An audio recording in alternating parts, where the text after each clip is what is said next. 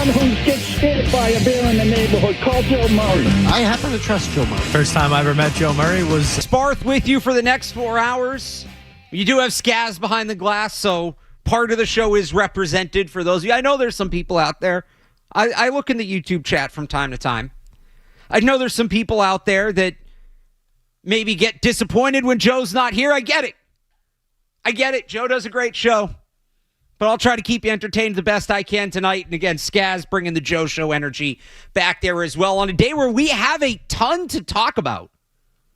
We really have a lot to get to. So when I do this show, especially when I'm solo, I'm just spending the whole day refreshing Twitter. Give me news. Give me something. Give me news. Give me a story. Give me something I can sink my teeth into, please. And we got a good Red Sox game today. We did. That's fun. Pat's roster cuts last couple of days, like that's out there. I think it's been talked about quite a bit. There's some new stuff today we will get to that I think is relevant, but I'm like, all right, I can get by with this, but I could use something juicy. I remember the first time I ever did this show solo, it was the day Kevin Durant got traded. I think it was the one where he got traded to the Suns. And it was like, oh, okay, thank you. Like I have this, so much meat on this bone. So I'm sitting around all day. Give me something. I'm at Gillette for Patriots availability today. You know, Tommy DeVito speaking. Does Tommy DeVito give us something? And we have a clip of that up on the Sports Hub social media pages, but all right, nothing from that. Go home for a little bit, watch the Red Sox game. We're going to get anything juicy in this Red Sox game. Crochet, is he going to give us something big? He was good. He was solid. Not his best outing, not his worst. All right. I guess it's time to drive in, put this rundown together. Let's see how we stretch this day out.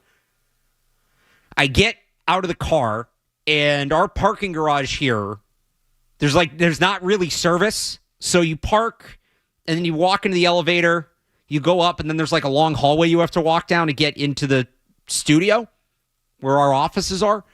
So it's a little more than a minute, or a couple of minutes by the time you pull in and all that, right? So, you know, I check my phone, nothing. I get out of the car, come up, I'm in the elevator, walk down the hall, sit down at my desk, start putting things together. I'm like, all right, I want some water. Go down the hall, get some water, come back. My phone is lit up. Oh. What happened? Micah Parsons traded. The summer of, these holdouts never get dealt. These holdouts never get traded. People say, I'm not talking about that anymore. I'm not taking the bait anymore on these holdouts and players getting traded. Well, now the one guy who we all thought wouldn't and shouldn't get traded gets dealt. So I start putting the rundown together. Oh, this is great. We're going to talk about the trade. We're going to talk about should the Patriots have made a comparable move. We're going to talk about what it means for the outlook of the NFL this season. There was a take on Felgren Mass today I really liked I was going to relate it to. Put the whole rundown together. Tell Skaz to get all the audio. He works his butt off, as he does, a professional. Gets that all done. And then I'm sitting back there in the control room 25 minutes ago now, getting ready for the show. Sitting next to Jimmy Stewart, listening to the baseball hour go on, and Brian Hines texts me, because I was talking to him earlier about some stuff. Peyton Tolley getting called up for the Red Sox. Top pitching prospect coming up tomorrow. Red Sox now win 7 of 8, come home, face Paul Skeens, who might be the face of the sport at this point. I know Shohei Ohtani, but is all this stuff that off the field starting to kind of weigh a little bit on his reputation? Paul Skeens a big freaking deal. And it's going to be Paul Skeens. I think it's his first start at Fenway. Am I right about that, Skaz? It is. Paul Skeens is going to make his first start at Fenway, and it's going to be against the Red Sox top pitching prospect in Peyton Tolley. Throw out the rundown. Throw it out. Now we got to talk about Peyton Tolley and Paul Skeens, which I am very excited about. Matt McCarthy needs to text me back already to let me know if we're going to the game tomorrow. I think we are. I think we should. Text me back, McCarthy. Let's go see this. I know it's supposed to rain. I think it's going to let up around 8 o'clock. This is how excited I am for this, guys. And I love a good prospect call-up. I since I was a kid, I'm into it.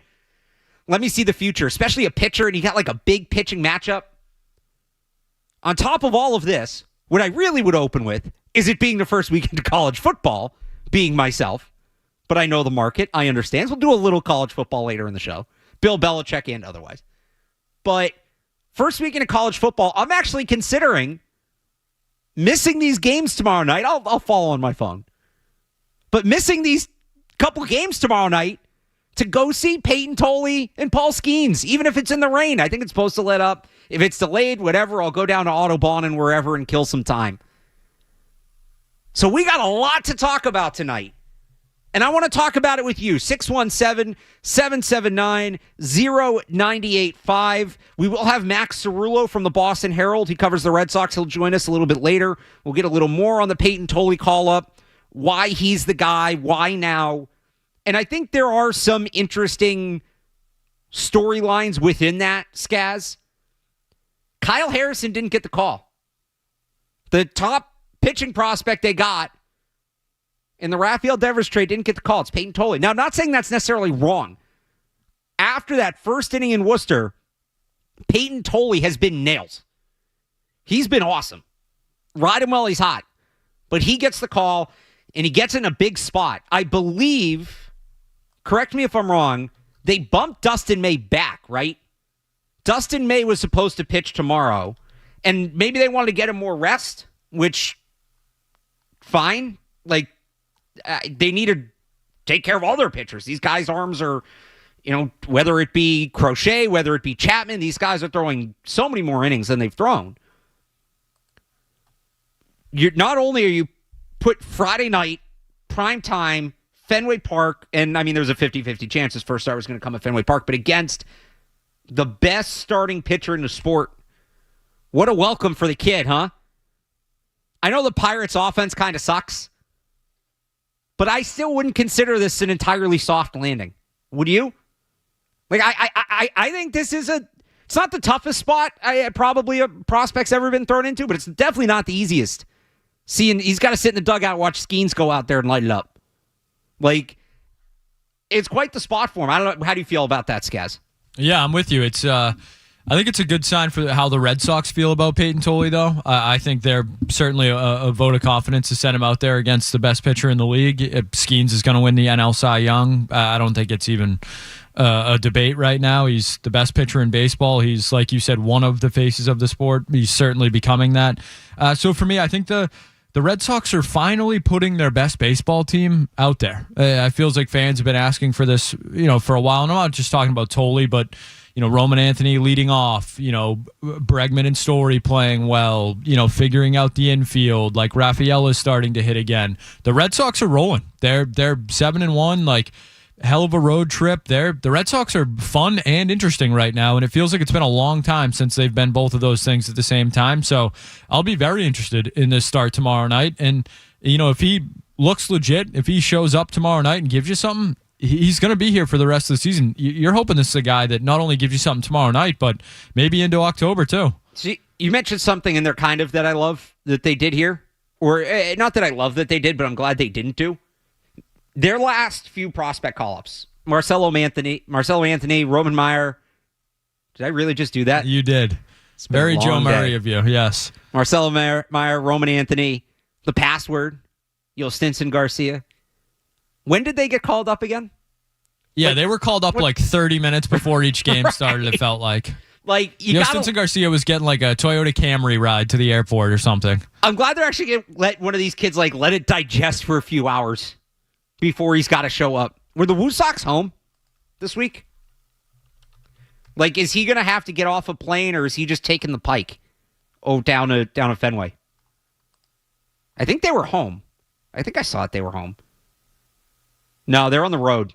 They're at Durham, so he's gonna have a little bit of a trip. Or I don't know, unless he stayed back. But he has time to make the trip, which I think is important for his first start. Obviously, it shouldn't impact his career down the road. I want to get more into that. Thank you to Dave on Twitter. Points out not only do we get Skeens versus Tolley, you probably get the top young hitter against the top young pitcher, Paul Skeens, Roman Anthony. That at bat. Oh, it's going to be a good game tomorrow. I want to go. Text me back, Matt McCarthy. Let me know that you're in. Let's start making plans. Skaz, you want to come? Or are you working tomorrow night? I'll be working. You're in. All right. Well, we'll be thinking of you. I want to get more to something else you talked about there with Peyton Tolley. All right, he's coming up tomorrow. What's next? Is this a one-off? Is he going to be in position to make a push for the playoff roster? What exactly is this going to look like? We'll get to that on the other side. The Micah Parsons trade on the table as well. You want to get into that? I'll go to that if you guys want to talk about that. 617-779-0985. It's Alex Barth in for Joe Murray on the Sports Hub. More Joe Murray coming up on the Sports Hub.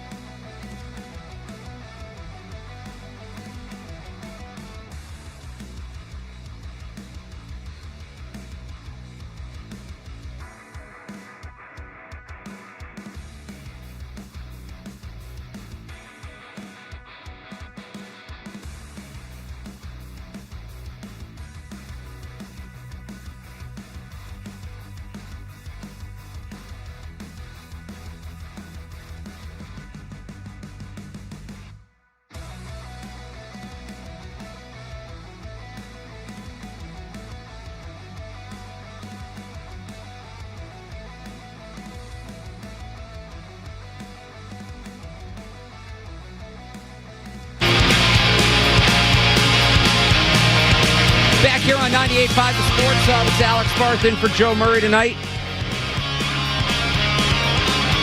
Two big stories in the last, 3 hours, 2 hours, 3 hours? Micah Parsons traded from the Cowboys to the Packers. The biggest trade in the NFL since when? That's not like a draft trade. Is this a bigger trade than when the Panthers gave up that haul to the Bears to get Bryce Young? I think so. I'd say so because Micah Parsons is more of a sure thing. Yeah. You didn't know what Bryce Young was going to be. And he's been okay, but not Micah Parsons. He's a 26-year-old, arguably the best non-quarterback in the league in his prime. And best non-quarterback in the league might mean best player.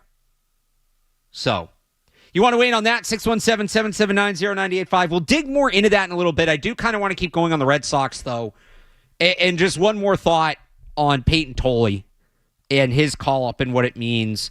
So a couple things. I do want to go back to the end of that last segment. And all the excitement for Peyton Tolley versus Paul Skeens, because I love a good pitching matchup.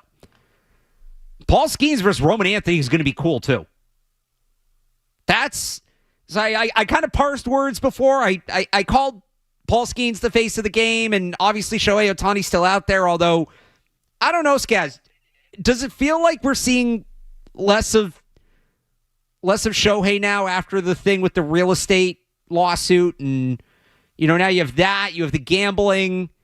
You think baseball's maybe obviously not burying him, maybe not putting him out there quite as front and center as they used to? I would say that's fair. I think they've distanced themselves is probably a little strong, but I think the Ohtani heater he was on, being on the cover of everything and cutting into his at-bats and stuff like that, it does feel like it's slowed down. It's toned down a little bit, right? Maybe that's a coincidence. Yeah, I also think East Coast, we don't see as much of Ohtani and the Dodgers too, so that could be a part of it. Well, I'm saying me personally, I feel like I've seen less of Ohtani recently.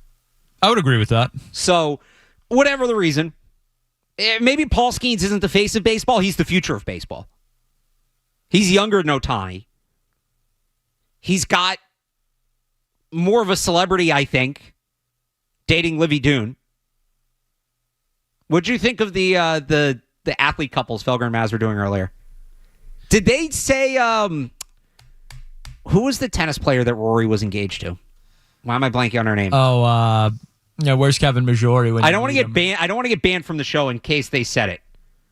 Yeah, they were handing out bans left and right, which I am all in favor of. It brought me back to that night. Was it Wozniacki? Yes, Caroline Wozniacki. That was the one that they didn't get to. It brought me back. Remember with George? Were you producing that night with George Belichick, where we threw out best sports nicknames and we just 4 hours of calls? Yes. And we had no repeats. It was unbelievable. You want to call in with your best sports nickname, 617-779-0985. All right, that's like 3 tangents from the point. Paul Skeens, the future of the game as a pitcher. Roman Anthony, number 1 prospect in baseball, expected to be an MVP candidate or in the MVP conversation as long as he's at his peak or approaching his peak. Those two are going to face each other for the first time in the major leagues. That's awesome. That's exciting. This is going to be a big-time game tomorrow night. But it also has long-term stakes because the Red Sox are at least 1, if not 2 pitchers short. We know they're a pitcher short in the rotation. We know that they have this open spot after they moved Walker Buehler to the bullpen, which I think was the right move. I'm not faulting them for it. But you got to fill the spot in the rotation. Whether it's Peyton Tolley, whether it's Kyle Harrison, they need a 5th guy. You could argue they need 6 guys because some of their starters are starting to get up there in terms of innings. They need at least 5. They can't be doing a bullpen day every 5 days when they're in the division race. And they are in the division race. I feel comfortable in saying that.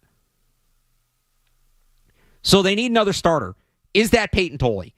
They also need help in the bullpen. The bullpen's just not deep enough. How'd you feel about Jordan Hicks coming into a tied 2-2 game today late? Anybody out there feel good about that? Now, he got through it. Credit to him. But how'd you feel going into that situation? How'd you feel with Steven Matz closing? And I know he's been good since he got here, but that's not what he's here for. They could use another trusted arm in the bullpen. I think Tolley's a starter. I think that should be his long-term outlook. I really don't like when they start screwing around with guys' developments. All right, well, you're going to be a starter. Oh, you're a starter last year. Now we're going to put you in the bullpen. Oh, now we think you should be a starter, but for a month in a playoff run to get the kid's feet wet, this is supposed to be a part of the deal with Tolley, too. He's very mentally strong. Like, he's aggressive. He's on the attack. He's not going to shy away from a moment. Can that kid survive in the bullpen for, again, a month in a playoff run, and then you put him in the rotation next year? Or can he not, and they got to look somewhere else? Is that where Kyle Harrison gets the call? I don't really think they have another pitcher down there. Again, Tolley's their top prospect, according to SoxProspects.com. They didn't have ZTA till mid-2026. Their next couple pitchers, Luis Perales, ETA late 2026. Kyson Witherspoon, who they drafted this year, he won't be up. A couple other young guys, recent draft picks, Brandon Clark. These are not guys that are expected to come up this year. Now, granted, okay, Tolley wasn't either, but he's been so good as of late. So I don't know that one start is ultimately going to decide it. Like, I don't know that you come out tomorrow night and say, okay, Peyton Tolley's fifth guy in the rotation. Okay, Peyton Tolley's going to be their seventh inning guy. Be great if he, looks that good and you can feel it, but I'd give him more than one start. I'd give him a look, and now you can get him on the playoff roster because he's up before September 1st. So, tomorrow has, more significant long-term on the line with the Red Sox. I can't wait to talk to Max Cerulo about it later. We'll have him on at 9:20. Chat with him about some of this. How do you feel about the Red Sox as a whole right now, Skaz? So this was an interesting series to me. They sweep the Orioles, and at the end of the day, that's a good thing. I don't want it to come across like I'm going to bash them for this. I just think there's an interesting dichotomy here when it comes to what the series was for the Red Sox. So they win these games. 3 of the 4 were one-run games. 4-3 on Monday. They have the 5-0 win on Tuesday, which they pulled away late. The 3-2 win on Wednesday and the 3-2 win on Thursday. The Orioles are 12 games under 500. Should the Red Sox be playing these kind of close games against the Orioles? So are you more, hey, they've won 7 of 8. They finally won on the road. I think they're a game under 500 on the road now for the season after that win where they'd been atrocious on the road to start. And they're winning close games. This is the kind of game, and they talked about it on the broadcast today. This is the kind of game earlier in the year the Red Sox would find a way to lose. Bad pitch, pass ball, booted ball in the field, dropped fly ball, whatever. They would find a way to lose these games, and they pulled out each and every one. So are you more, hey, I don't like that they're playing the Orioles close, especially after they kind of dog-walked the Yankees? Or is this a sign of mental toughness? And you know what? It's the dog days. It's still August. It's the dog days. Sometimes you just got to grind them out in the dog days of the season. That's what the good teams do. They grind them out more often than not. And I think you describe a lot of these wins, Skaz, in this series. Again, even the 5-0 one where they were up 2-0 going into the 8th. These were grinded out dog days wins.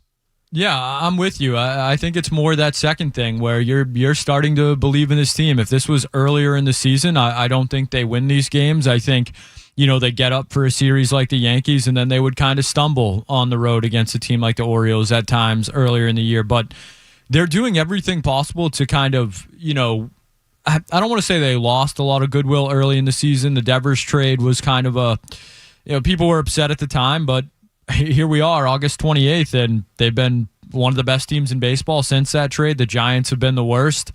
They're doing everything. I heard Maz say it on the Baseball Hour that they're a playoff team. They're going to the playoffs. If I don't see a way that they don't go to the playoffs at this point in the season. And that was not something you were saying, a month and a half ago, or even more recently than that.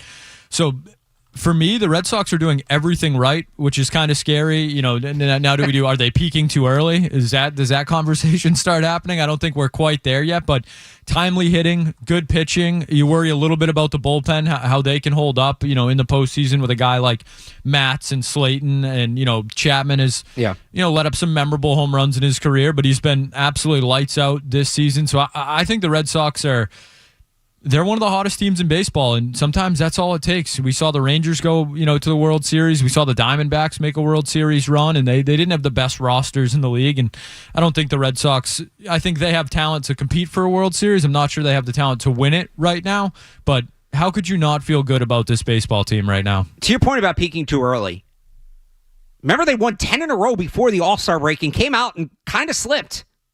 They lost 4 or 5. out of the break after winning 10 in a row. You would have said at that point they peaked too early. I do think they're streaky, and I worry about them getting into a bad streak at the wrong time. I mean, I'll give you that, but I don't think they peaked too early.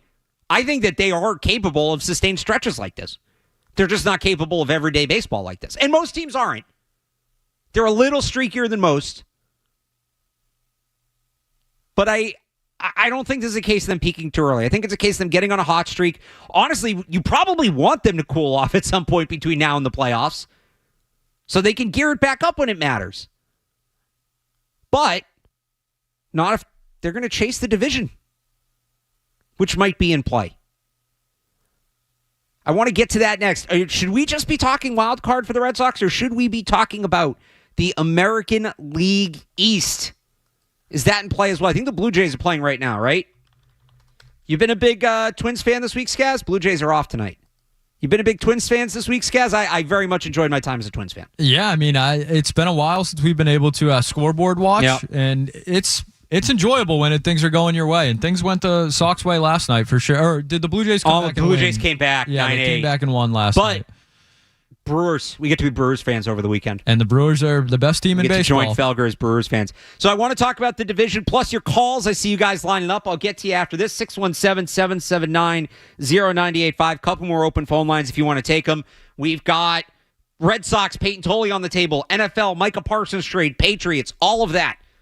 To your calls next, 617-779-0985. Just a quick check of the headlines first. Here it's Alex Barth in for Joe Murray on the Sports Hub. Essential Sports Hub headline presented by Celsius Energy Drinks. A blockbuster trade in the NFL with a week to go until the season begins. The Cowboys traded Micah Parsons to the Green Bay Packers for 2 firsts.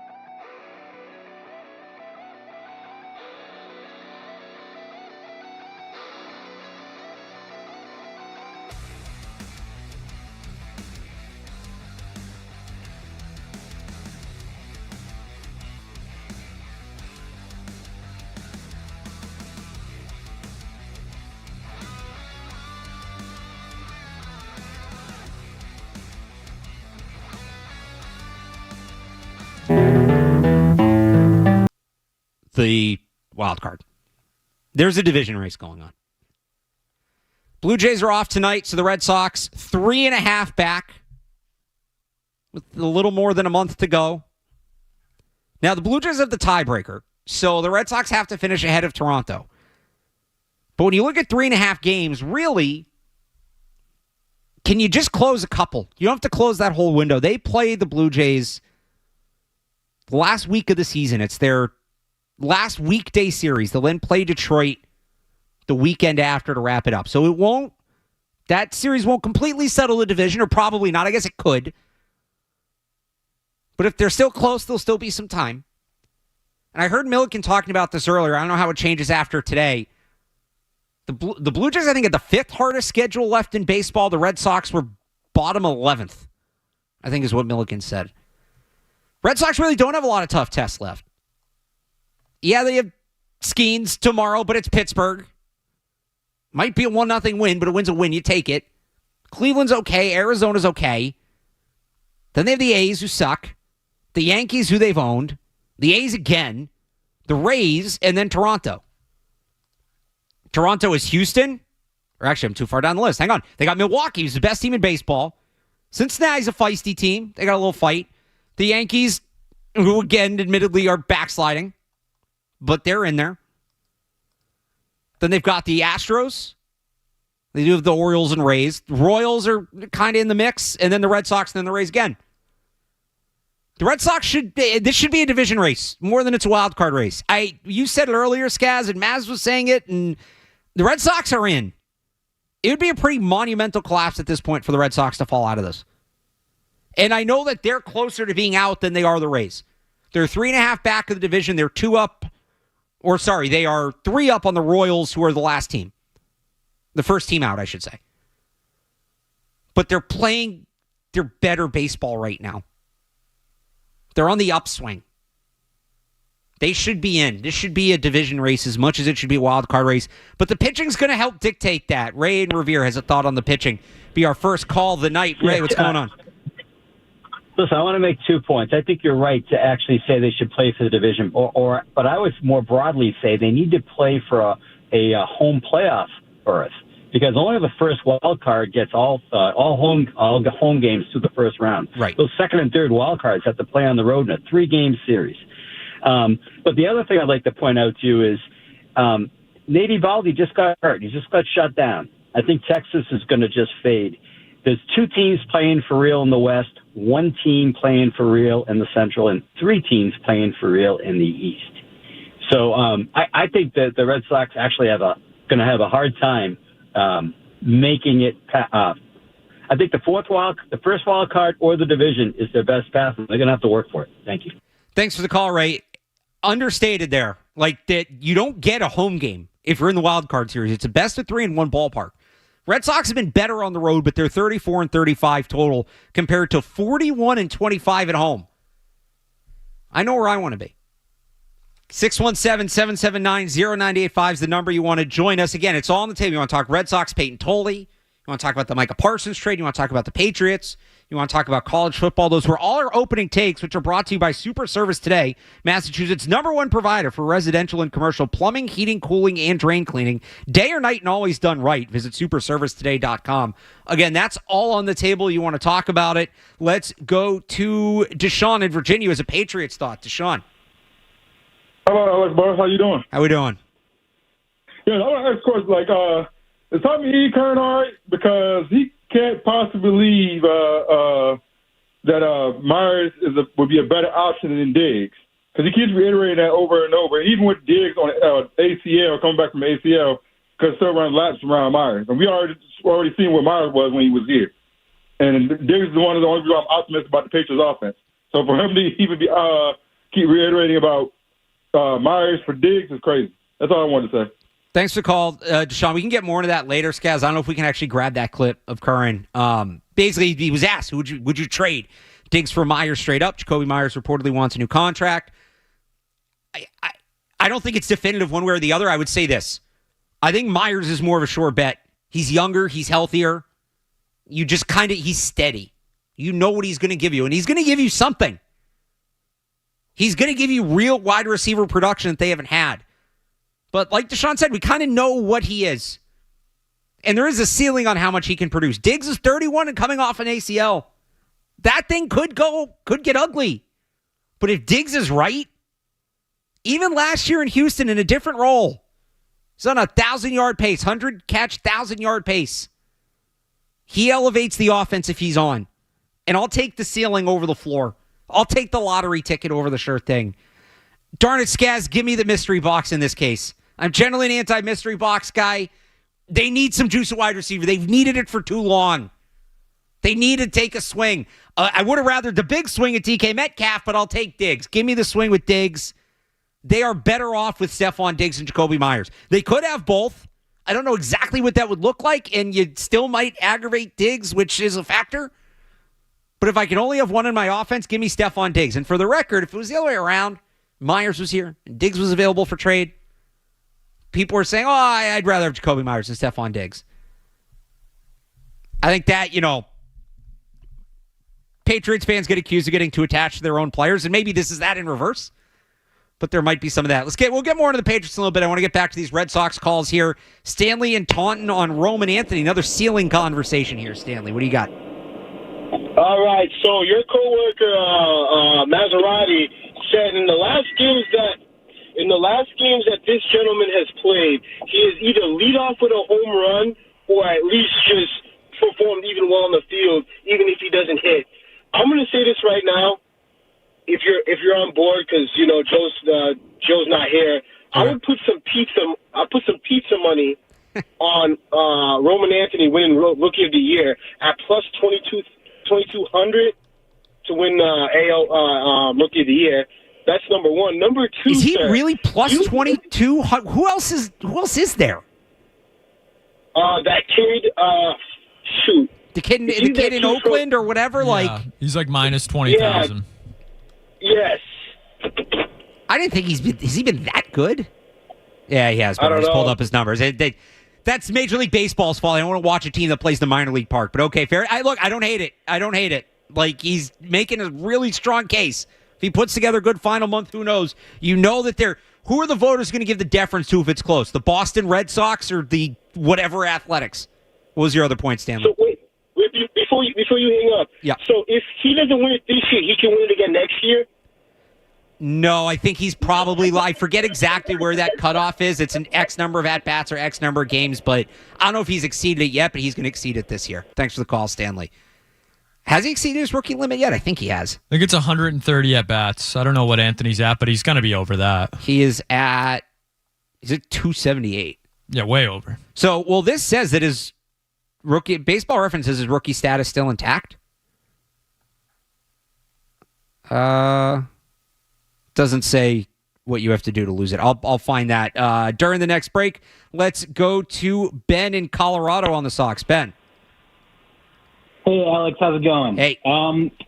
Couple things for you. First of all, Roman Anthony is definitely not eligible for Rookie of the Year next year. You can look it up if you want, but he's definitely not. Yeah, I think I have it here. 130 at bats, or if you're Baseball Reference must just be slow to update that. Yeah. There you go. I had another question on the Sox. You kind of already touched on it. Yep. Should they even want the division? Obviously, you should try to lose games to avoid the division, but we see so often teams get the division, they have that break because they don't have to play in the wild card, and they come out flat in the next series, and it's just ALDS is only best of five, so you lose a couple games first to start, you're kind of screwed. So I think they'd be better served getting that first wild card, playing 3 versus the Yankees at home. They crush at home. They crush the Yankees. The Yankees are not good. You don't hang pitches over the middle of the plate, let them hit home runs. The only way they can score, put the ball in play. They can't play defense. I'd love quick 2-game sweep of the Yankees at home. So curious about your thoughts on that. And I had a quick question on the Parsons thing, if you want to get to it later. But couldn't you make the argument the Pats should try to trade for him? They have the space. If they gave up 2 picks and Keon White, let's say, obviously they're not a Parsons away. But what's the point of having Drake May on this rookie contract and having all that flexibility if you don't use it? So I'll take it off air. Just curious about your thoughts on that. Thank you. Thanks for the call, Ben. I actually want to answer that Parsons question. That's literally the question I was going to lead the show off with if we hadn't gotten the Peyton Tolley news. Going to get through some more of these Red Sox takes, and we'll get to that at 8 o'clock. So stay tuned in. We will get to Micah Parsons. I see some of you guys on the line calling in on that. 617-779-0985. You want to call in on that, we'll get to those. But I do like his first point. Rest versus rust. Skaz, do you want the bye in the playoffs? Or do you want the Red Sox just, you want to dodge that wild card if you can? Is it bad if I say I want the Yankees in the wild card? No. Because as long as it's at Fenway. Yes. Which it likely would be. Yeah. Wherever the Red Sox are home, that's where I want them. So, if you win the division, you're at home. If you're the first wild card, you get that first series at home. For me, with this team, it doesn't really matter to me. With Crochet and the way Bayo's looked, like any team, anytime right now, and maybe that's a little too cocky for this Red Sox team. I think it's a little cocky because they don't score enough right now. Are you going to get Crochet in the wild card series and the division series? Yeah, that's part of it too. Right. Even if you pitch him in the wild card series, okay, well now you might not get him till game 3 or 4 of the division series, and if you win that, I want him twice. I want him twice in the CS if you get there. I want him twice in the CS. Easier way to do that's without the wild card. I know there's some rust there. I trust the Red Sox being at home. I just do. I trust them in a real series. I think you just win. Just keep winning. Just build up momentum. It's not that many days off. I know they were cold out of the All-Star break. Especially if you win the division. Well, all the division win. I hate the baseball playoff format. They either need to go back to the one-game wild card with 5 teams or expand and go to 4 divisions, go to the old NFL format, 4 divisions, 6 teams, 2 byes, 2 wild cards, which is the premier playoff format across all of sports, by the way. It was good for college football. It was good for the NFL. It'll be good for baseball when they expand. I'm not one of these guys tempt fate. Well, you're better off with the wild card. You don't want, no, go win the division. Go be a wagon. Get hot. That's where I'm at. I just think you're parsing it too much. At the end of the day, you just want the momentum. You want to win. Are there some upsides to not having the bye in baseball? I think so. I'll compare to college football last year. All the teams that had the bye lost because they had the layoff and they got cold. There are some advantages to it, but you just want to keep winning. And I don't think the advantage is as big here. Right? I don't think the disadvantage of the bye is as big here as it is in a sport like football where you're playing one-offs. One more Red Sox call. Al in North Attleboro on the bullpen. Al, what do you got for me? Hey, how are you tonight? Hey, how we doing? Good. Hey, just Chapman is lights out. I think he'll bring us to the playoffs, and that's all I want to say. He's been great, and don't you think? I mean, oh yeah. Yeah, no, he's been amazing, Al. And the hitting, they just got to get the hitting, down in the lineup. They got to bring it up a little bit more. But I think the Red Sox have a shot. I think so too. He's been amazing. I won't lie, Skaz. This was that. What was the game against the Yankees? Was it the 2-1 game, the 1-0 game that he closed? And it was Judge, right? And it was like a big time moment. Saturday night, Yankee Stadium, mowing through guys. I got a little caught up in the moment. You want to know what I did? The baseball reference comparison thing where it's, it puts one guy on each side, shows you the numbers side by side. I might have pulled one up with 2025 Aroldis Chapman and 2003 Eric Gagne. The greatest closing season of our lifetimes. I might have pulled it up. Now, it wasn't as close as I thought it would, it was close as I thought it would be like, oh my God, Gagne was unbelievable that season. Chapman's got a long way to go. But we're in that conversation. Jimmy Stewart kind of spoiled my take there. I'm happy to let him and Maz use it. But I brought up on the baseball hour. The hitless streak, 14 games. Gagne never went more than 10 in 03. Now, that's a stretch. That's not a whole season. That only represents a stretch. Sure. But he's in that conversation. He should win reliever of the year. He should get Cy Young votes. I don't think he'll win the Cy Young. It's going to go to a starter. But he should get votes. You hope he doesn't take away votes from Crochet. That's a very good point. I don't think... Yeah, that's fair. And you hope he doesn't fall apart in the playoffs. That's the other half of it. We've seen this guy get shaky in the playoffs at times. You obviously can't afford that. But 58... I don't think Baseball Reference is updated for today, so you'll have to forgive me. Maybe they have it on MLB.com. 57, 58 games, ERA right around 1, whip under 1. Yeah, this isn't including today. Whip 0.67. He's not striking guys out at the rate he used to, but he's getting punch-outs when he needs them. His strikeout to walk ratio is much higher. He's walking guys a lot less. He's only issued 14 walks this season, 52 innings. Now, the innings are getting up there through 61 last year. He's only past 60. Last time he passed 60 before that was 2015, 10 years ago. So he's about where he usually is. I would not hate if they start managing him more down the stretch. Now, you need the guy to do that.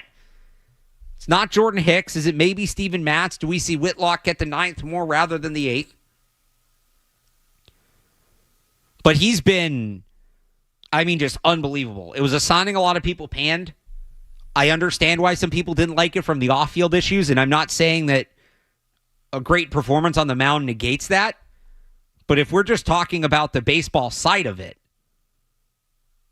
he's been unbelievable, beyond what you could expect. And this guy's a Hall of Famer. And he might be having the best season of his career at 37 years old.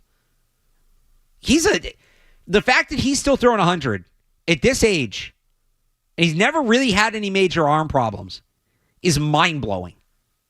That's just not supposed to be possible. But here he is, he's doing it. Holding down the back of the Red Sox pen. You want to talk more Red Sox? We can. 617-779-0985. We will get back to the Red Sox in a little bit. Max Cerulo of the Boston Herald is going to join us at 9:20. We'll get a lot more from him on Peyton Tolley, the upcoming series we'll talk about, which is they swept Baltimore. They won 7 of 8 on a road trip, and that's still not the biggest story. But we'll get to that. But I do want to get to the big NFL news of today. Micah Parsons, what that trade means for the league, how that trade is maybe Patriots adjacent. I see we've got some callers on the line that want to talk about it. You want to join him, 617-779-0985. We'll get to that here. 90 seconds, no commercials, just the headlines. It's Alex Barth in for Joe Murray on the Sports Hub. You're listening to Joe Murray on 98.5. You're listening.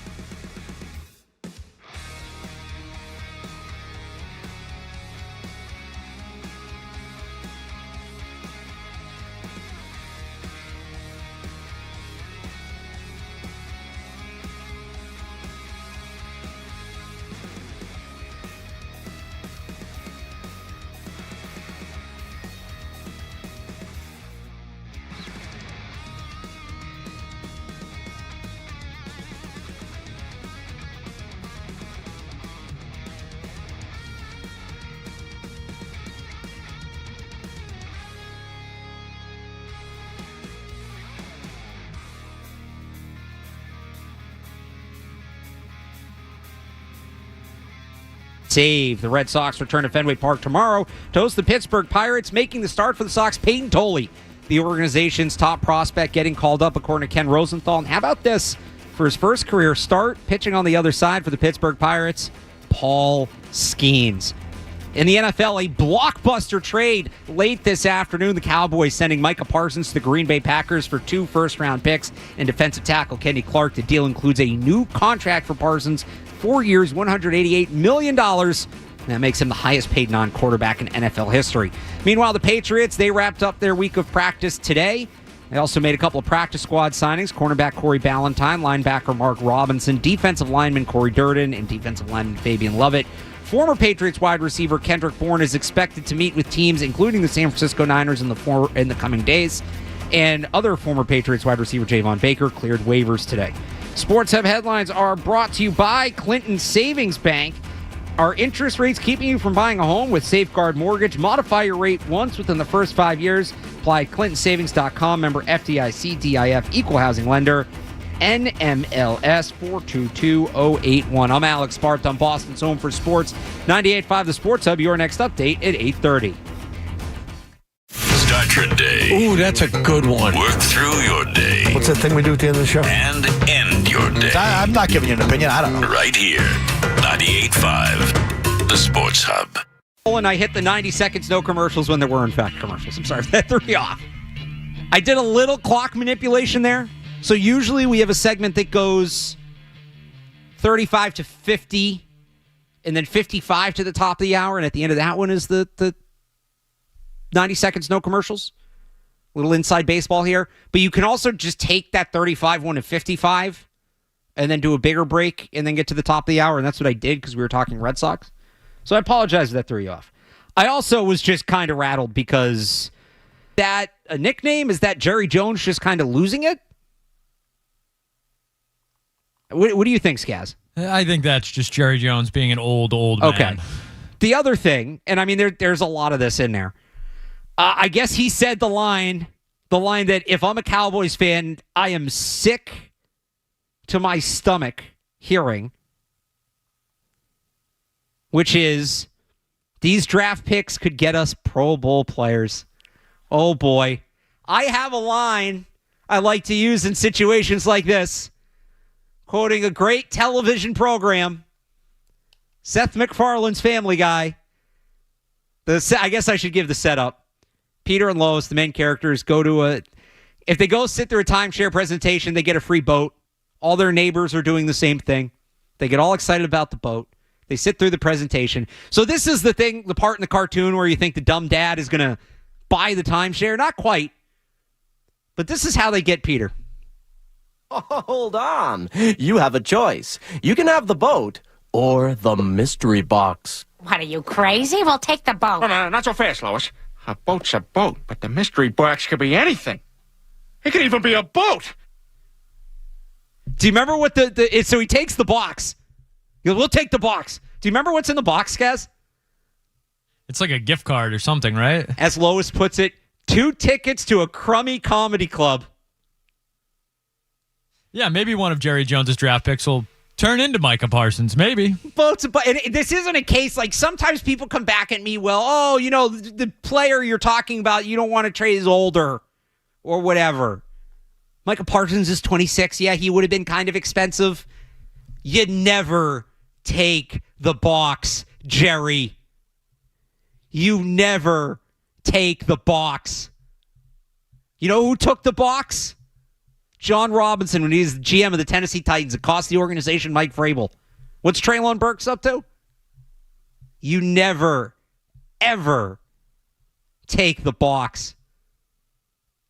And I guess Parsons had opened the door this afternoon for the Cowboys to re-sign him. There's some stuff about this in here. It's all just a mess. Is this Luka 2.0? Remember how bad the Nico... What did Nico say?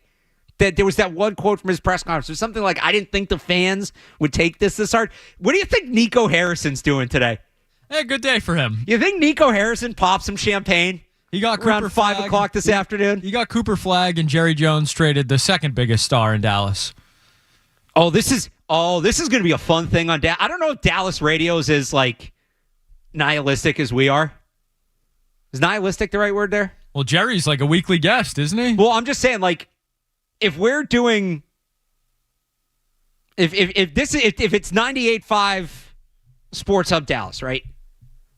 Who had a worse press conference? This is tomorrow. I'm leading with this. Maybe not leading with it. I'm leading with the trade, but this is up there. Who had a worse press conference? Jerry Jones or Nico Harrison? Oh, that's right. Jerry Jones is on because didn't he threaten to get the radio host fired? I think that is correct, yes. Those guys are going to have an interesting day tomorrow.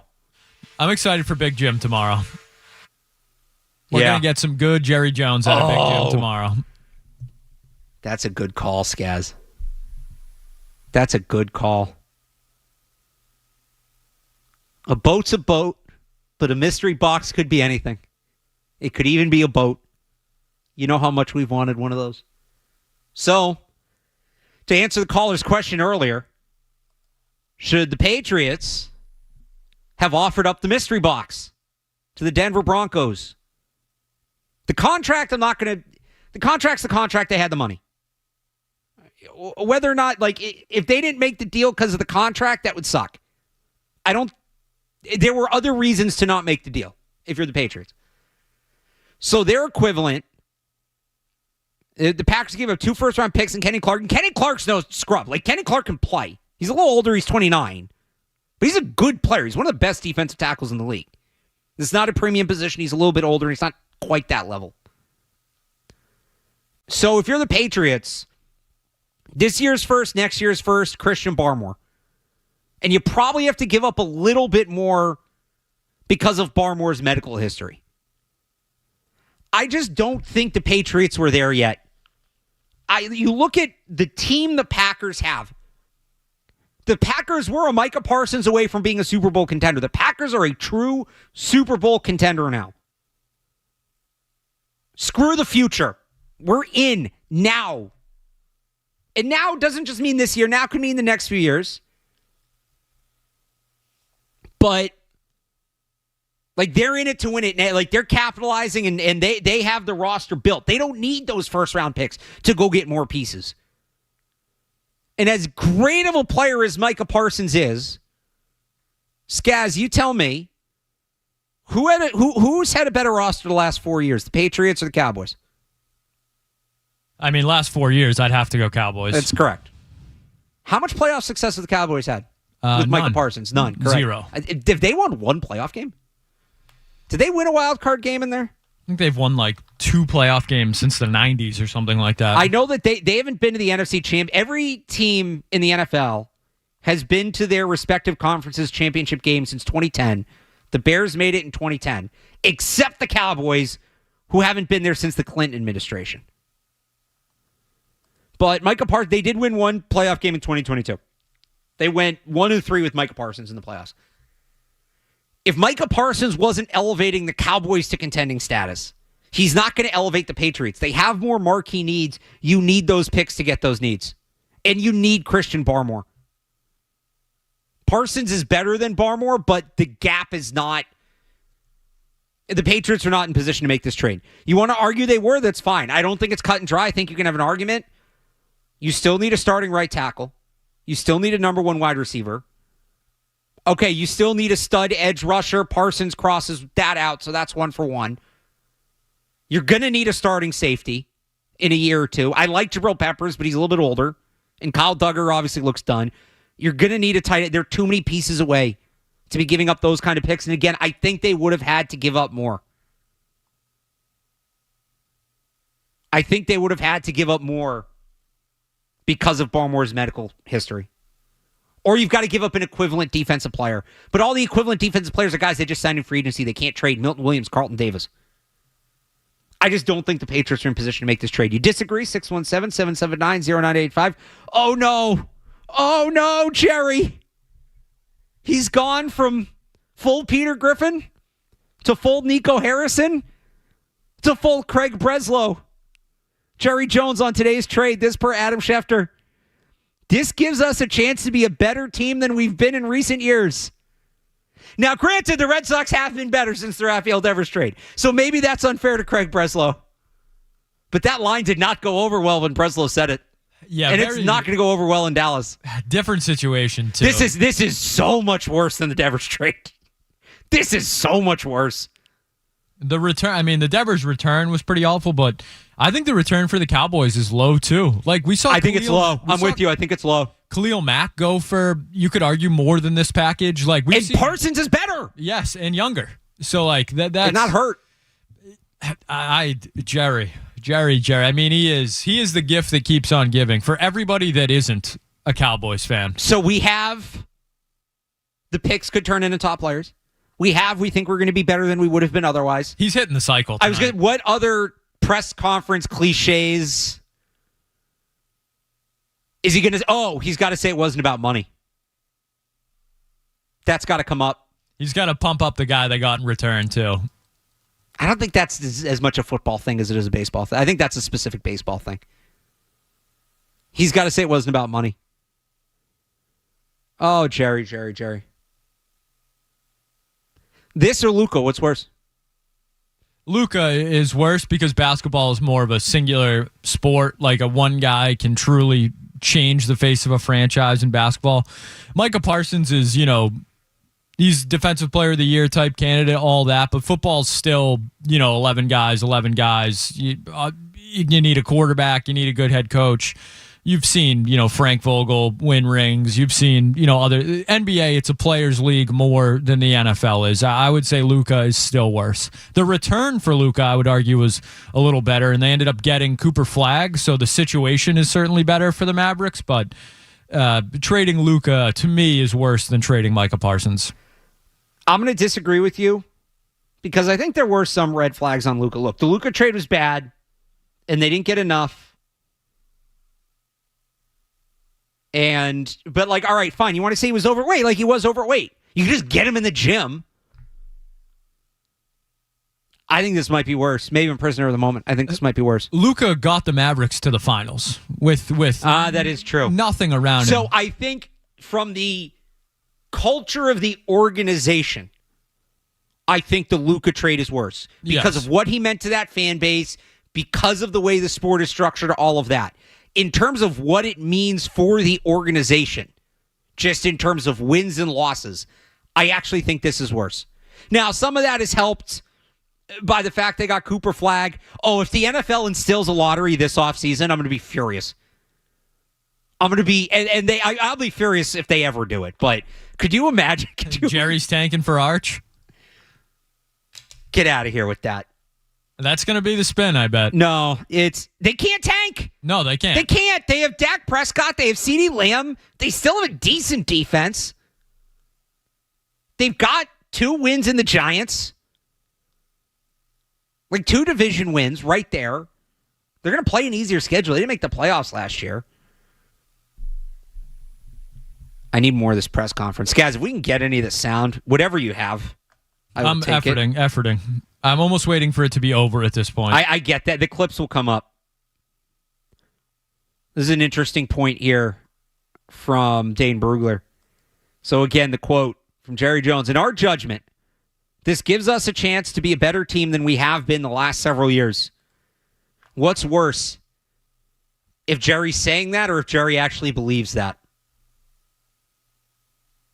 Jerry lying or Jerry being delusional? Well, yes and yes. I think that's Jerry Jones 101 right there, is that he lies and he's delusional. I think that's the fear if you're a Cowboys fan, is that he believes these things. What was that what was the Nico Harrison quote? Something like, I didn't know the fans would react this way. Yeah, pretty much. I don't think he's gone there yet. I just searched Nico Harrison's name on Twitter. There's some good stuff on there. A lot of good jersey swaps with Nico Harrison and Jerry Jones I've seen out there. Oh, you see, I saw the picture of Luka and Micah Parsons meeting is kind of going wild right now. Yeah, I saw that one with Jerry and Nico's faces put on there. Oh, that's good. Nico Harrison, man, sit back, put your feet up, let out a sigh, pour yourself a cold one. You've earned it. Not really, but enjoy today. Today's a good day for you, Nico Harrison. From a Patriots perspective, I never thought they were going to be in on Parsons, but him going to the Packers, do you take that as a win in any way? Yes, that he's not absolutely. going to the Chiefs or to the Ravens or even the Bills, someone like that? Absolutely. Out of the conference. That's a win, Scaz. That's an excellent point. We'll get more to the Patriots outlook next. I also see you guys on the phone, 617-779-0985. You want to weigh in on Micah Parsons. You want to weigh in on the Patriots and just the outlook of this year for them. We'll get to that as well. We'll do that next here. It's Alex Barth on the Sports Hub. More Joe Murray coming up on the Sports Hub.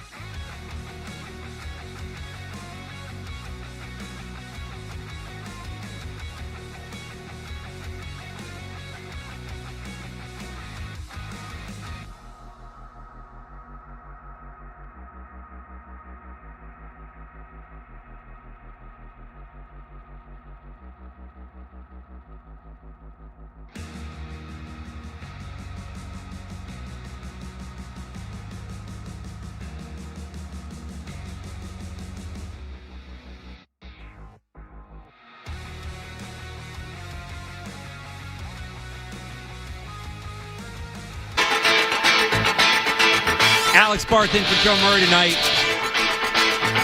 On the night Micah Parsons was traded by the Dallas Cowboys. This is an all-timer, folks.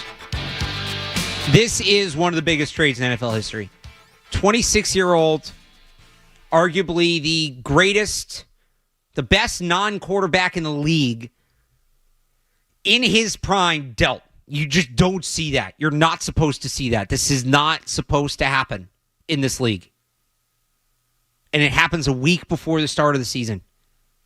From one blue blood franchise to another. The Cowboys and the Packers. Congrats to Felger. And the press conference is outstanding. So I'm seeing the quotes that are making it to Twitter. In Skaz, we were comparing it, and I mean, everybody's going to make this comparison. We're not that smart, just in general, but about this as well. We were comparing it to Nico Harrison and the Luka Doncic trade. And do you remember during that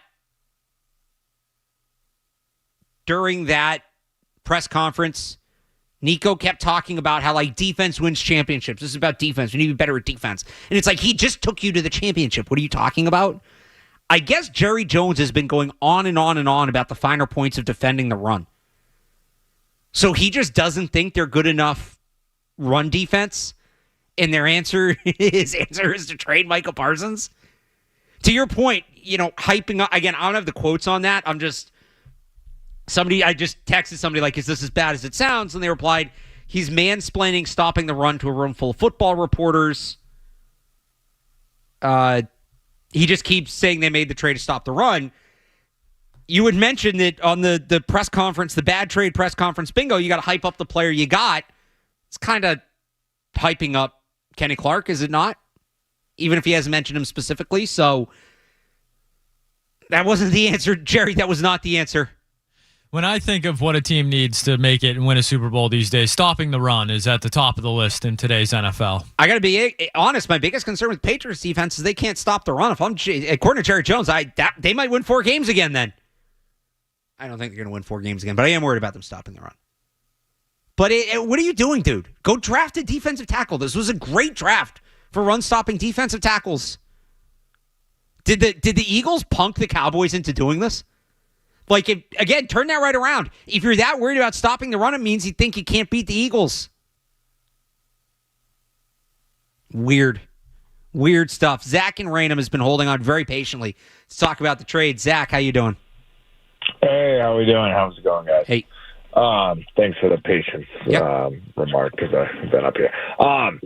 So my biggest thing is, like, holy shit. You got that? I mean, that was my reaction. Fair reaction, just not acceptable for radio. That was it. Stream wins. Stream wins again. I feel, Zach, if you want to call back in and you cannot swear, I'll take your call again because you held on for a while. I appreciate that. But you can't swear. Unfortunately. I miss doing this. Remember the videos at training camp with me and Zoe where we could swear? Oh, Beetle was having fun with that Beetle as well. ripped into one of those too. We even got Bob Sosi. That was fun. I can't believe they traded him. And the funny thing, too, is how many guys did we go through this offseason? Terry McLaurin, Trey Hendrickson, TJ Watt. I don't think he ever officially requested a trade, but he was in a holdout. There were like a handful of guys, and none of them moved. And I saying to somebody the other day, like another football reporter was like, I'm done talking about these. I'm just done. The guys never get traded. It's all a leverage play. We play into it. They never get traded. I'm not talking about it, is what he said. I am done. And then the one guy that we all thought wouldn't get traded and shouldn't get traded is the one that gets dealt. Just wild stuff. A week before the start of the NFL season. Football is king. All right, Zach, you got to mind your P's and Q's when we give you another shot here. After your initial reaction, what did you think of the Micah Parsons trade? Sorry about that. A little surprised, obviously. I get it. I think it's one of those things where it just proves how much Jerry Jones should not be controlling that franchise's day-to-day moves. But ultimately, like, shouldn't have even been that far gone into an actual contract dispute, right? And the reason why it's there is because of Jerry Jones. Second, I think that it shows the team going after it, right? Like, the Packers are sending everything they can after going for a Super Bowl. And they got the young quarterback, they got the receivers and everyone around him. And, it's going to be interesting to see. So, yeah, that's what I have. Obviously, Jerry Jones is not a very smart person. So, thanks for the call, Zach. Way to clean it up. Good job. I think that is a good point, though, on looking at it from the Packers' perspective. That's a team going all in. That's a team that believes in Jordan Love, that believes in what they're building there. A lot of young receivers. I'm not totally sold on the offense, but That's what you want to see. You'd much rather be a fan of a team that's going for it than trading away a guy like Micah Parsons. You know, Jerry Jones can sell you all the Cowboys nostalgia he wants, but the Packers are trying to win football games. You can't say that about the Cowboys. Packers have a good team. Packers have a really good team. You mentioned their receivers. I'm a big Matthew Golden guy. I hate that he's wearing 22, but I do think despite that, he will be a good wide receiver in this league. Savion Williams is a fun player. Like Jaden Reed and Tavian Wicks, those Romeo Dobbs, those guys can play. They maybe don't have that apex A1 guy, but that's a good group. Tucker Kraft, Luke Musgrave, good tight end room. Defensive front, scary. Scary. Lot of dudes up front. And there's some guys with upside, too, in there. Some young guys with upside. I like Baron Sorrell. I like Nazir Stackhouse, a couple of their rookies. Secondary's built up. Like, this is a legit team. Legit contending team.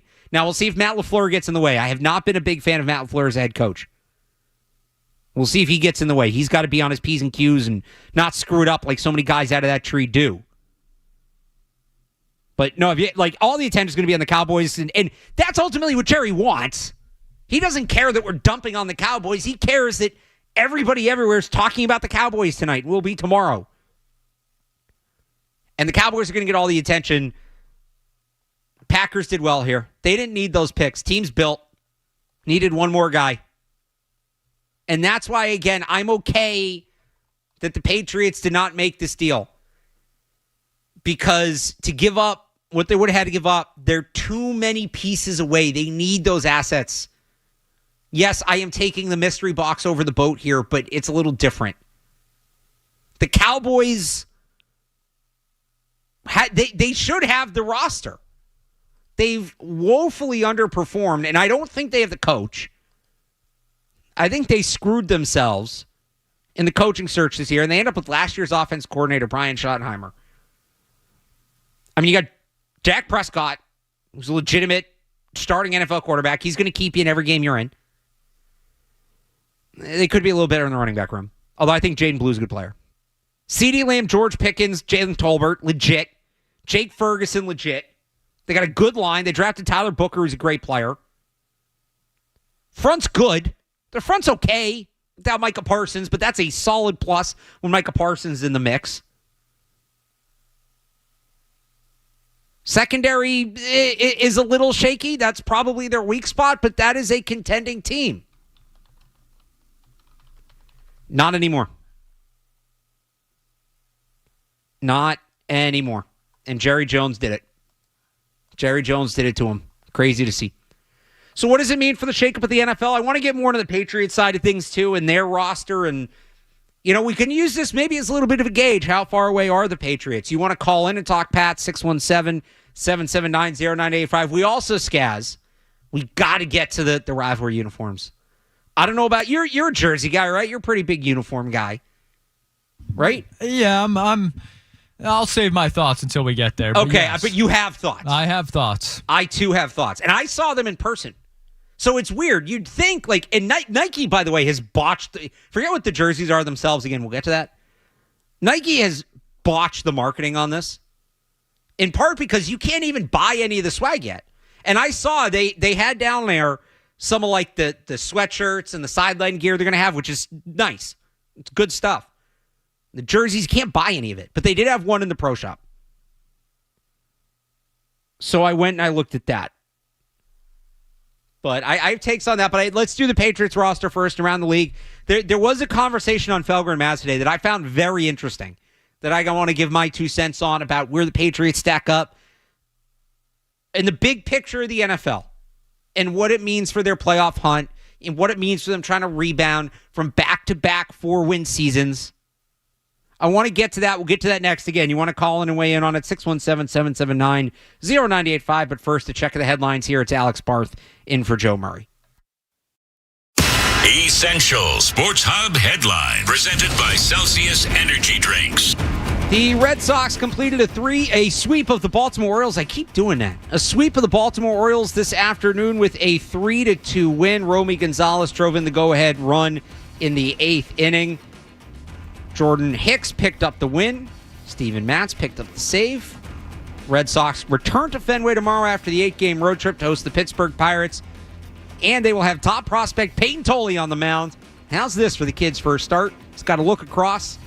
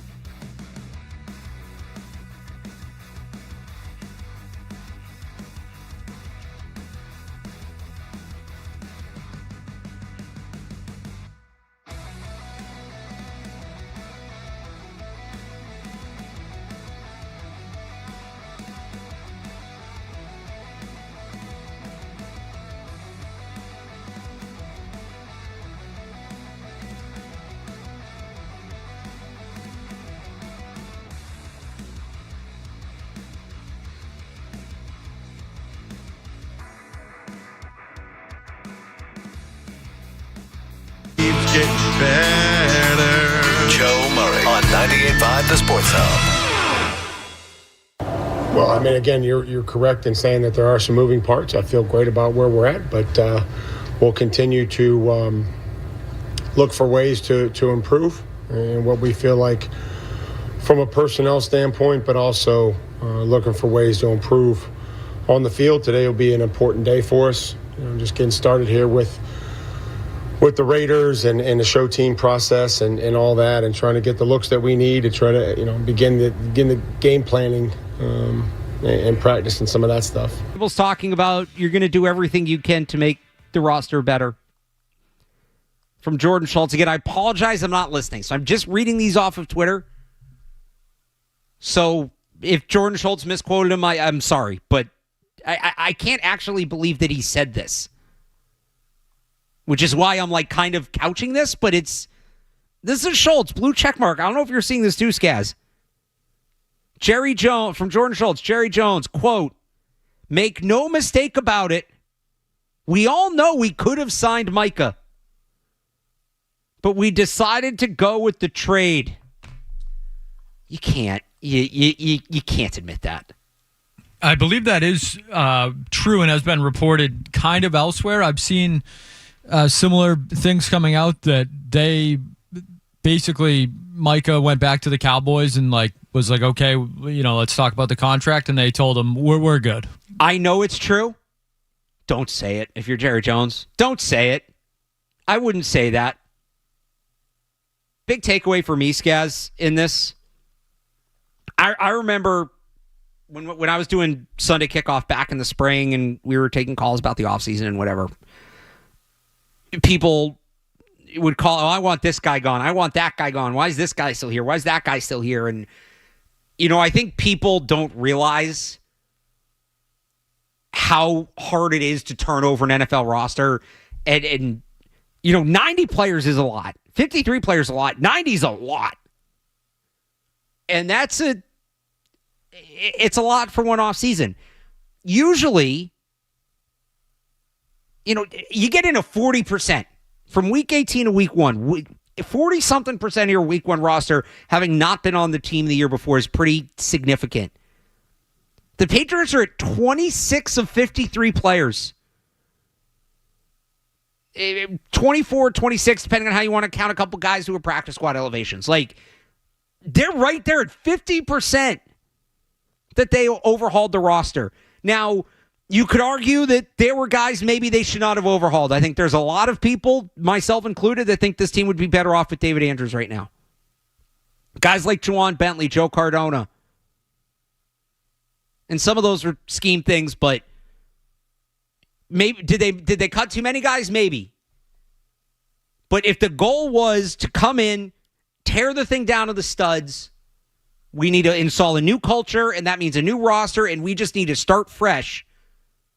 Mission accomplished, and they did it with an exclamation mark. This is a brand new Patriots roster. It maybe doesn't feel as new as it is because usually when you overhaul like this, it includes the quarterback, and they're obviously not doing that. Drake May is a part of the long-term plan of this organization. Outside of him, and there's a handful of other guys that their time's going to come sooner rather than later. Next year, we might be looking at from the time that they took over, right? From the end of the 2024 season to week 1, 2026. I don't want to get too ahead of things. We might be looking at 85, 90%. Right? Guys like Kyle Duggar, who ultimately sticks around after a ton of smoke that he was going to move. It's a lot easier to simply get out of his contract and cut him after this season. I think this is his last year here if he makes it through the year. Anthony Jennings put together a hell of a camp. Went out, won his job. I loved his approach talking to the media yesterday. Basically said it was a tough offseason, but I control what I can control, and that's all I worried about. And he did exactly that. A true professional. He went out and performed too well for them to cut him. But he's not a scheme fit. When the contract's up, he's probably not a guy they re-sign.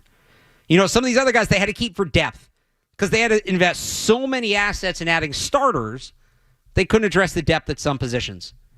A guy like Jeremiah Farms, a guy like Caden Wallace.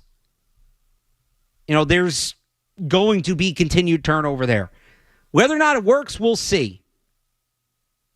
But if the goal was to overhaul the roster, this is as overhauled a roster in 1 year. There's more to come. I acknowledge there's more to come. This is hardly a finished process. And Mike Vrabel has basically said as much. But for 1 year, this is as overhauled a roster as you're going to find. And we'll see if it ultimately works out. But they put significant work into this thing.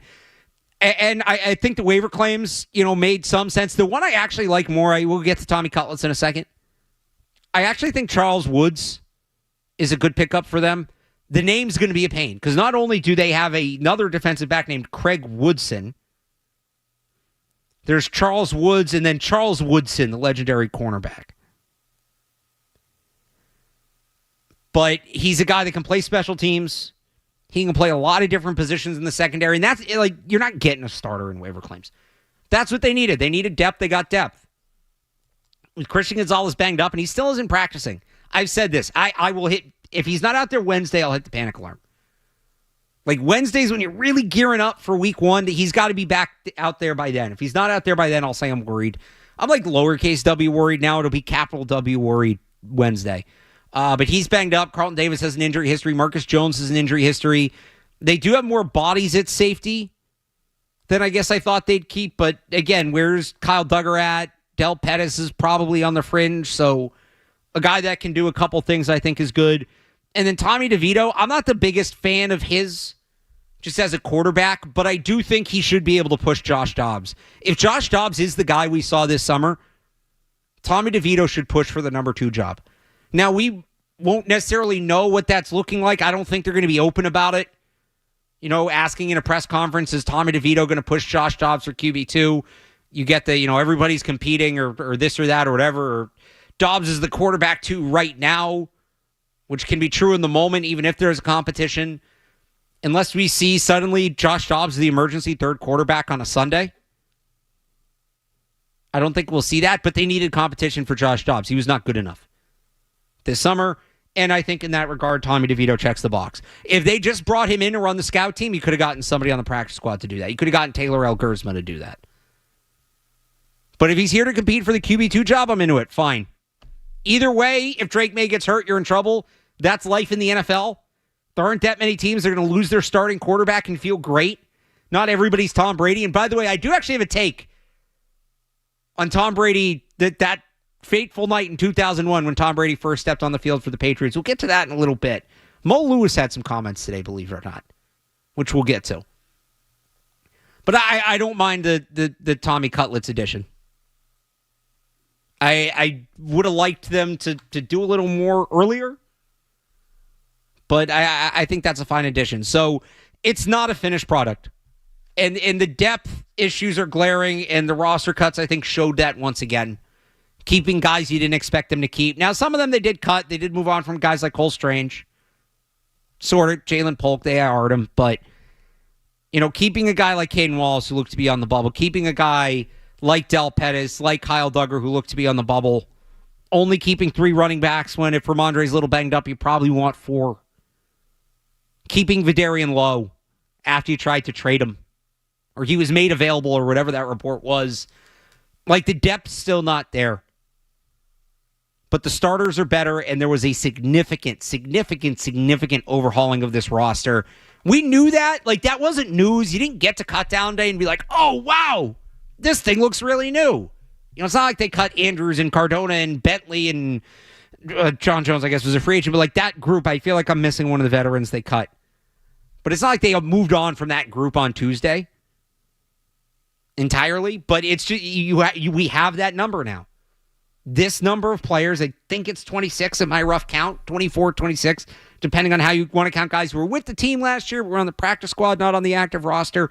26 guys who are going to be on the week 1 roster who were not on the active roster last year. Significant turnover. They had an option of this or that, and they very much chose that. That's the midday show segment. I did that to you earlier, too, Skaz. I think I'm just so geared up because I had a really good this or that this week. People seem to like it. Skaz, and I'm going to tweak it a little bit. If you got $1 billion, but you could never leave the state of North Dakota. Well, all right, so I'll give you, there's 3 versions of this. The first version is, this is a thing I did with my friends because we were screwing with a guy from New Jersey. $5 billion, but you can never leave the state of New Jersey. Would you do it? I should have used Tommy DeVito to transition into this. $5 billion, you can never leave the state of New Jersey. In or out? No, out. No? Out. You have the wanderlust? I'm sorry? You have the wanderlust. You want to travel. You want to move around. You couldn't be stuck. Yeah, I mean, I want to be able to, like, go and do things. So keep in mind, New Jersey, do you have the beaches? There's some very, very nice golf courses in New Jersey. You have MetLife, so you still have NFL games. You still have concerts. You can't go to New York City, but you might get some spillover into Newark of, like, events and stuff. But you're out. $5 billion in New Jersey, no. Yeah, I don't... Just having that hanging over me, like, I'm sure, and I'm not like a world traveler or anything like that, but just, I want to go play some golf courses. I want to see some things. Still a younger man. Ask me this question when I'm, 55, 60. Okay, a different conversation. But so then that became, because Tom put it into ChatGPT to make it a this or that, $1 million, you can never leave the state of New Mexico, or you just live your life, but you can never have more than $50,000 in your bank account at once. It's the life I'm living right now. Basically, the life you're living now, or $1 billion, but you can never leave New Mexico. New Mexico, thanks, but no thanks. We did have some people point out, like, New Mexico actually kind of seems like a cool place to live. You got mountains. No sports. There is no sports. That is tough. No professional sports. Yeah, and like, You got minor leagues. You got the Lobos. You got New Mexico State. And then but there are a lot of people taking New Mexico because it's $1 billion. And like Milliken pointed out, like he'll just have them build a 99 in New Mexico. Yeah, maybe you could get a franchise there eventually. I don't know. And then looking back on it, New Mexico is not nearly the worst state. And no offense to North Dakota, but I think if we're talking about the states with the least things going on. As a man who's been to North Dakota. You've been to North Dakota? Yes. For what? I did the whole Rushmore experience. Isn't that in South Dakota? Yes, but it peaked into North as well. Okay. So $1 billion, you can never leave North Dakota. Not a lot going on up there. I can attest to that. So that's a no from you. That is a strong no. All right, so that was a little this or that on the night show. But we're really leading up to in or out. We'll do that next here. It's Alex Barth in for Joe Murray. What's it gonna be, McFly? Are you in or out? You're listening to Joe Murray on 90.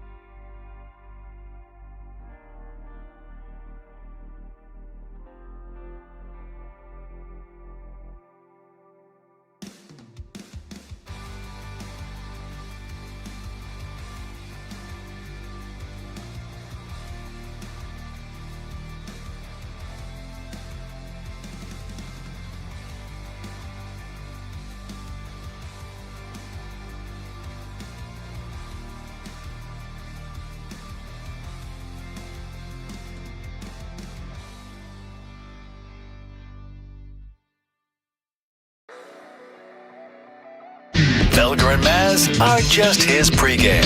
They've been getting wholesale deals for years. It's Joe Murray on the Sports Hall. Are you in or out? Gotta know without a doubt. I'm the one you need for a dirty deed. I'm the best. Success is guaranteed. One of my favorite segments at the station. So anytime I get to participate. Although Skaz did send me the list. I usually like to go in cold. But the good news is I more or less forgot what's on there. So. All right, Barth, a Thursday night edition of In or Out, August 28th already. That wouldn't be the Joe Show In or Out if we didn't start off with some food. Of course. So let's head over to our friends at Taco Bell for this one. Taco Bell is launching a Y2K menu, bringing back 5 nostalgic items. Barth, are you in or out on Taco Bell bringing back Cool Ranch Doritos Locos Tacos? So, I don't think I've had Taco Bell in like 15 years. I'm not a fast food guy to begin with. And there wasn't like a Taco Bell super near me growing up. I guess there was one, but if they bring back the commercials, I'm so in. Because Taco Bell commercials, they're fine now. They used to be amazing. Yes. They used to have some of the best commercials. What was the one you just said? So I'll give you all 5. The 5. Yeah, so items. the one you said I'm not as big on, but there was one in there that I did like. So we have the Cool Ranch Doritos Locos Taco. Yeah, not my thing, out. The Double Decker Taco. 7-layer burrito. Chili cheese burrito. And caramel apple empanadas. So I am in on... Why can't I find the list here? I am in on the chili cheese burrito, and I'm in on the double-decker taco. Those are the two that, like, I'm a... The other stuff, if other people like them, like, I'm happy for you. I mean, more places should do nostalgic stuff like this, in on the concept. Me, personally, double-decker taco is probably where I'd go. Yeah, I think I'm with you there. I'm not a massive Taco Bell guy, but a little nostalgia. It's one of our strongest drugs in advertising these days. Why not? Bring it back. To another food one, an interesting one. This one from Sweden. Inspired by Philadelphia's cheesesteaks, this Nordic twist is winning over tourists and locals alike. Reindeer cheesesteaks are the latest food sensation in Sweden. Barth, are you in or out on a reindeer cheesesteak? I mean, I'm not going to yuck somebody else's yum. I've had venison. I assume it's just like venison, right? Yeah, it's some deer, pretty much. I don't know how good that would be as like that kind of cut. If they like it, good for them. I don't know. I guess I'm in.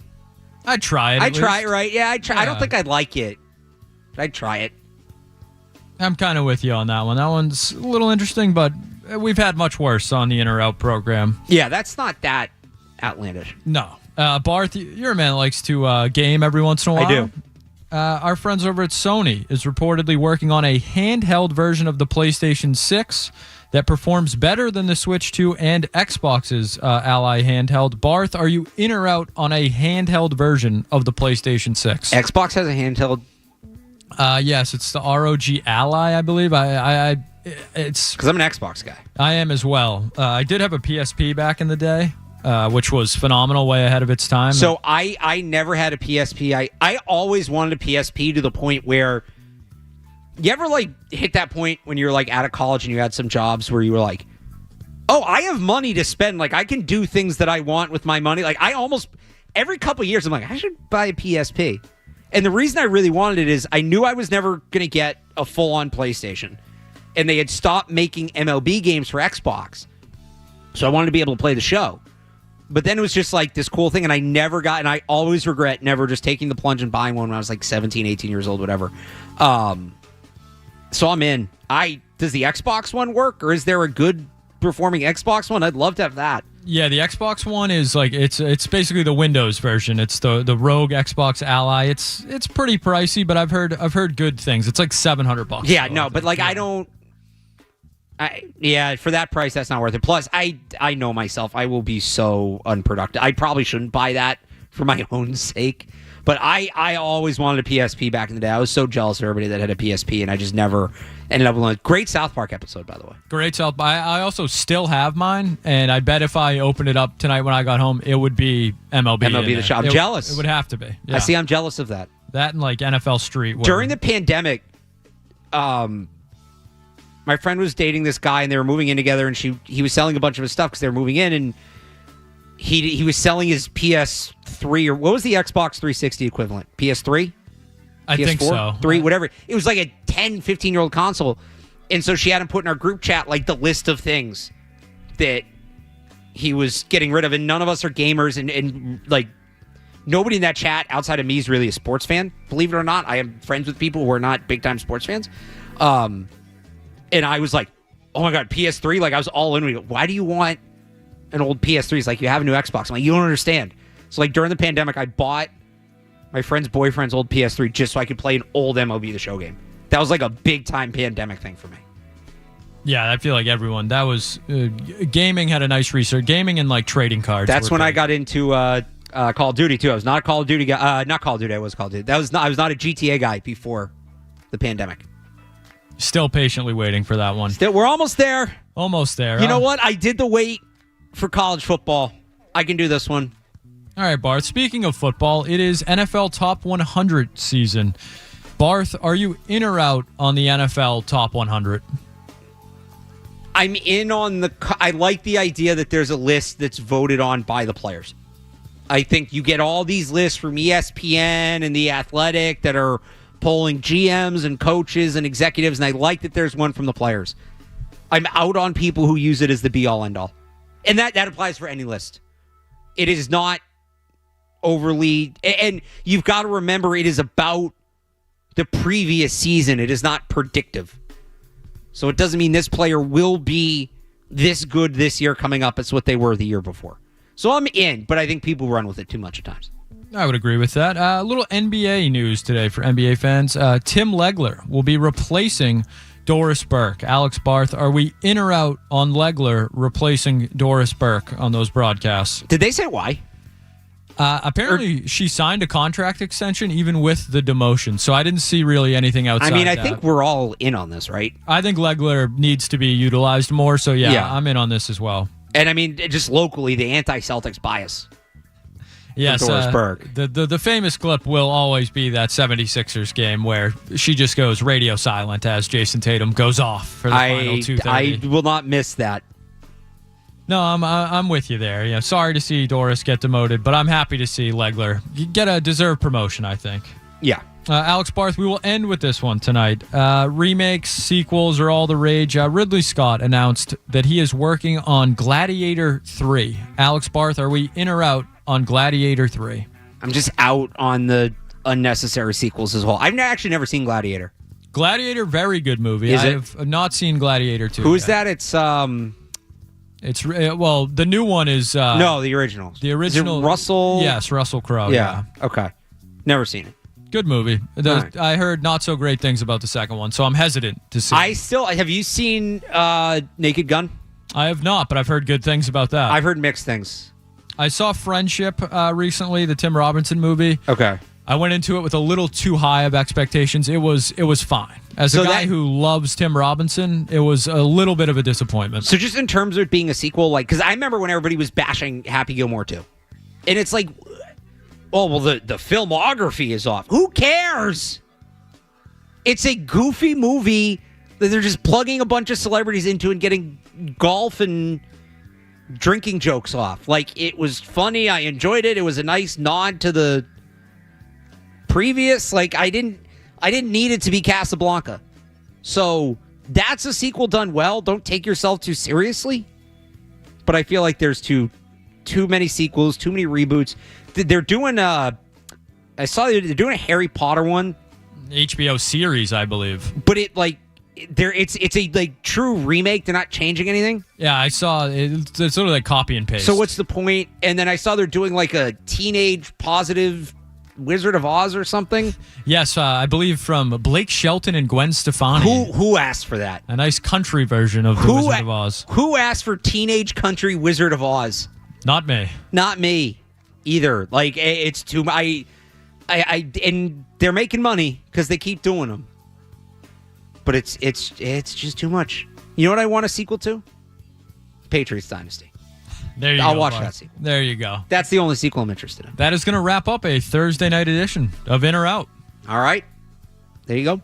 I want to get back to the Red Sox with Max Cerulo joining us at 9:20. We'll get the lowdown on Peyton Tolley, on this series with the Orioles, on the series with the Pirates coming up. But a few more thoughts about where the Red Sox stand in the standings of where the Red Sox currently sit in Major League Baseball. But first, we're going to check on the headlines. This time it is Skaz.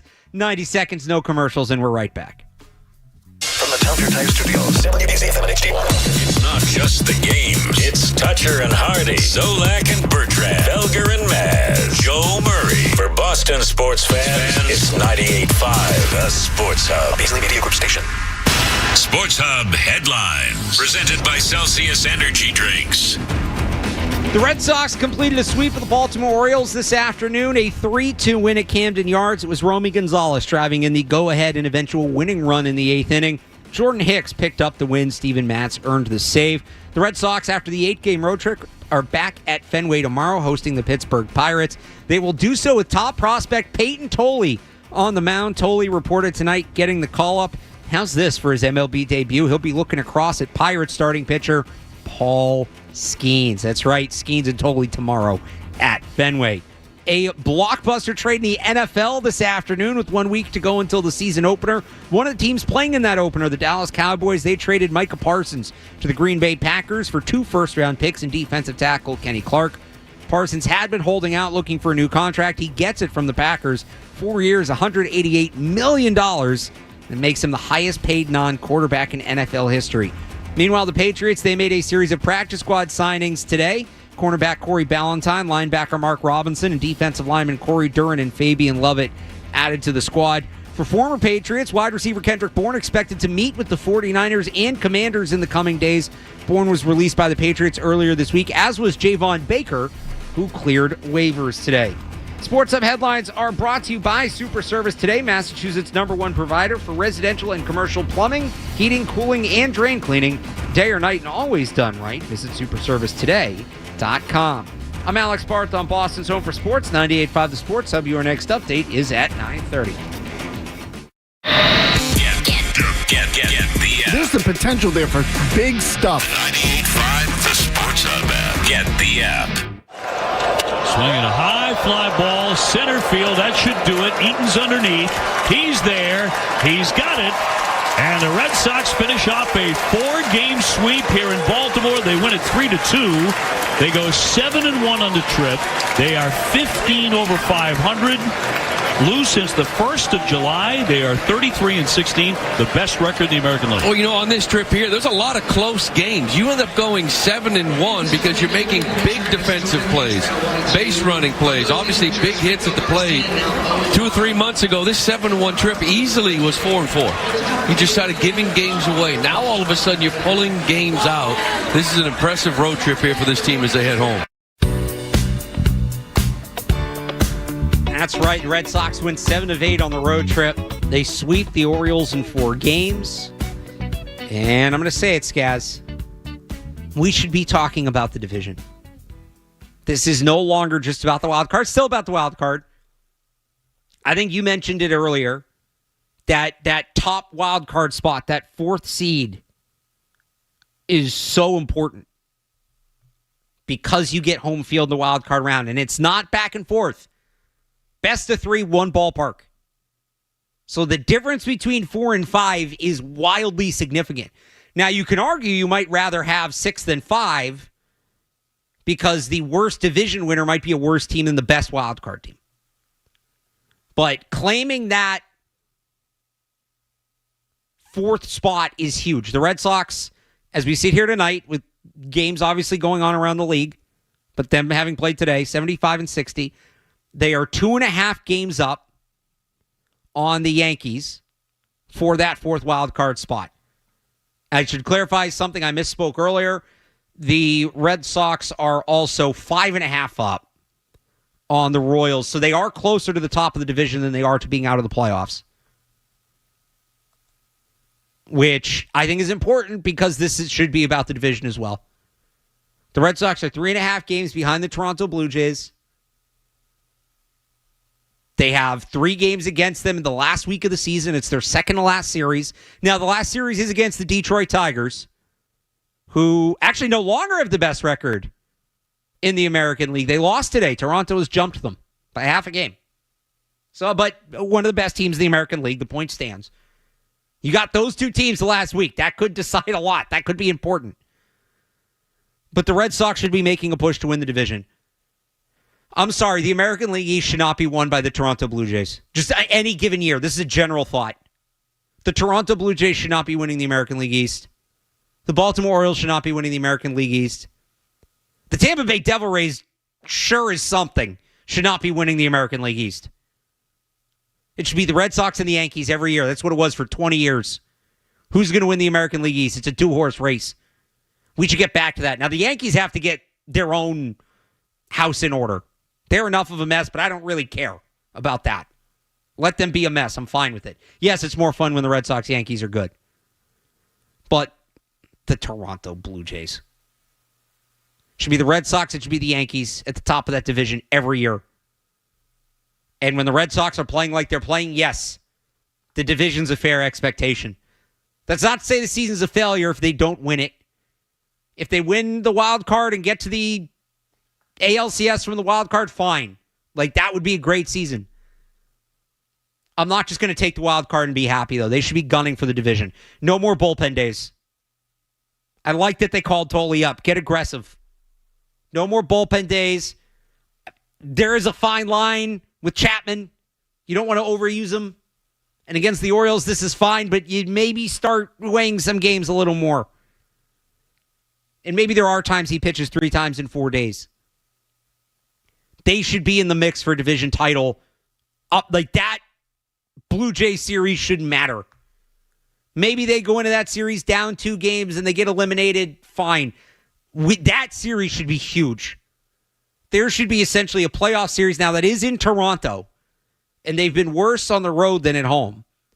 But we should be on the edge of our seats watching that series. And you know what? If you catch Toronto, the way Detroit's sliding right now, maybe you then play that weekend at Fenway for the number 1 seed. They should get there. Their schedule down the stretch, Skaz, is a joke. It's not good. Pittsburgh, Cleveland, Arizona, the whatever Athletics, the Yankees, the Athletics again, the Rays, and then you get Toronto and Detroit. Up until that point, their schedule is a joke. And they need to capitalize on it. They need to continue to surge. You said it earlier, they peaking too early. I don't think so, because this isn't the only time they've peaked like this. They did it before the All-Star break as well. And this one you could argue, well, I don't know about better teams. The Orioles aren't very good. Who was the 4 again? Yeah, the Reds are fine. It was the Nationals, the Rockies, and the Rays. Yeah, the Orioles are probably better than those 3. The Yankees are definitely a tier above. I think they're just streaky. But streaky teams need to clean up on bad competition. They've done a good job hitting bad pitching. They've done a good job over the last month and a half of winning the games they should win. Because they were losing a lot of games they should have won at the beginning of the season and put themselves in a hole. They've been better about that. They have to continue to do that here. Because there should be a division race. I'm kind of done talking about the wild card. I'm gonna be honest. I'm kind of done talking about the wild card. I want to talk about the division. Let's do it. You know who would really help them, though? I'm just seeing this. This came up tonight. Or this just came up on my Twitter. You know who would have really helped them, Skaz? One Kyle Schwarber. Have you seen what Kyle Schwarber did tonight? Just a couple of Schwarbombs tonight. 4 home runs. Yeah, it would have been fun. Anyway, would have been, but they're doing fine without him. Would have been better with him. They're doing fine without him, but they have to keep doing it, and the bullpen has to keep doing it. That's the big thing, because the deadline is still sort of looming. I heard Mark Dondero talking about it earlier. Like, that is kind of looming. If they come up short, I think it's going to be because of the bullpen. They might have had more chances to add, but it's rolling right now. Well, let's get some more on this from somebody who covers the team on a regular basis. Max Cerulo, he covers the Red Sox for the Boston Herald. We'll talk to him next here. It's Alex Barth in for Joe Murray on the Sports Hub. More Joe Murray coming up on the Sports Hub.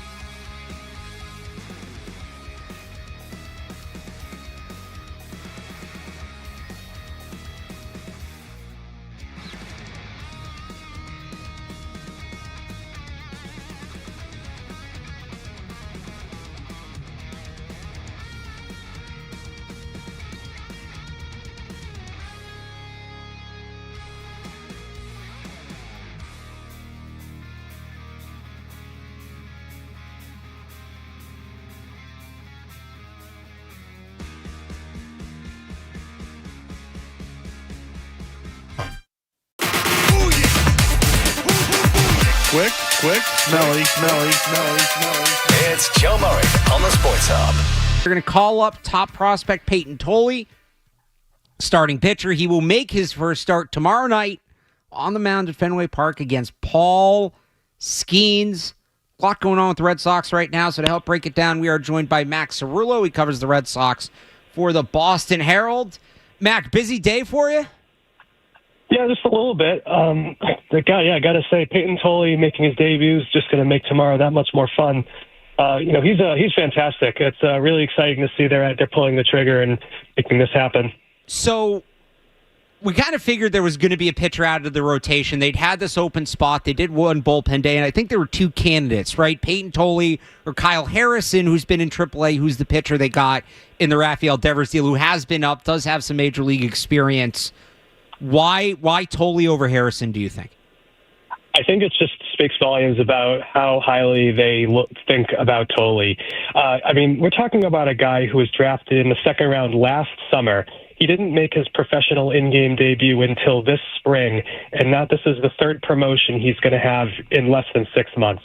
That kind of speaks volumes, right? This is a phenomenal talent who has just passed every test that's been handed to him. He's made 3 appearances at AAA, and they're calling him up. And I think that's all you got to say, right?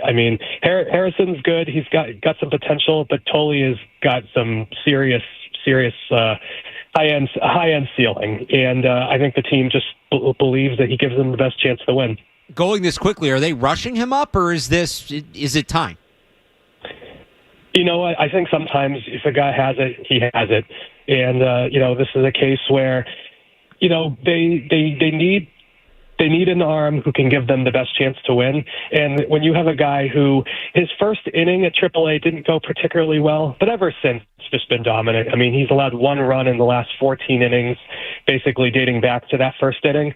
And, he just looked the part. He's got a little bit of major league experience under his belt for going into next year. Again, we're talking to Max Cerulo. He covers the Red Sox for the Boston Herald. You mentioned needing that number 5 starter. What is the long-term play?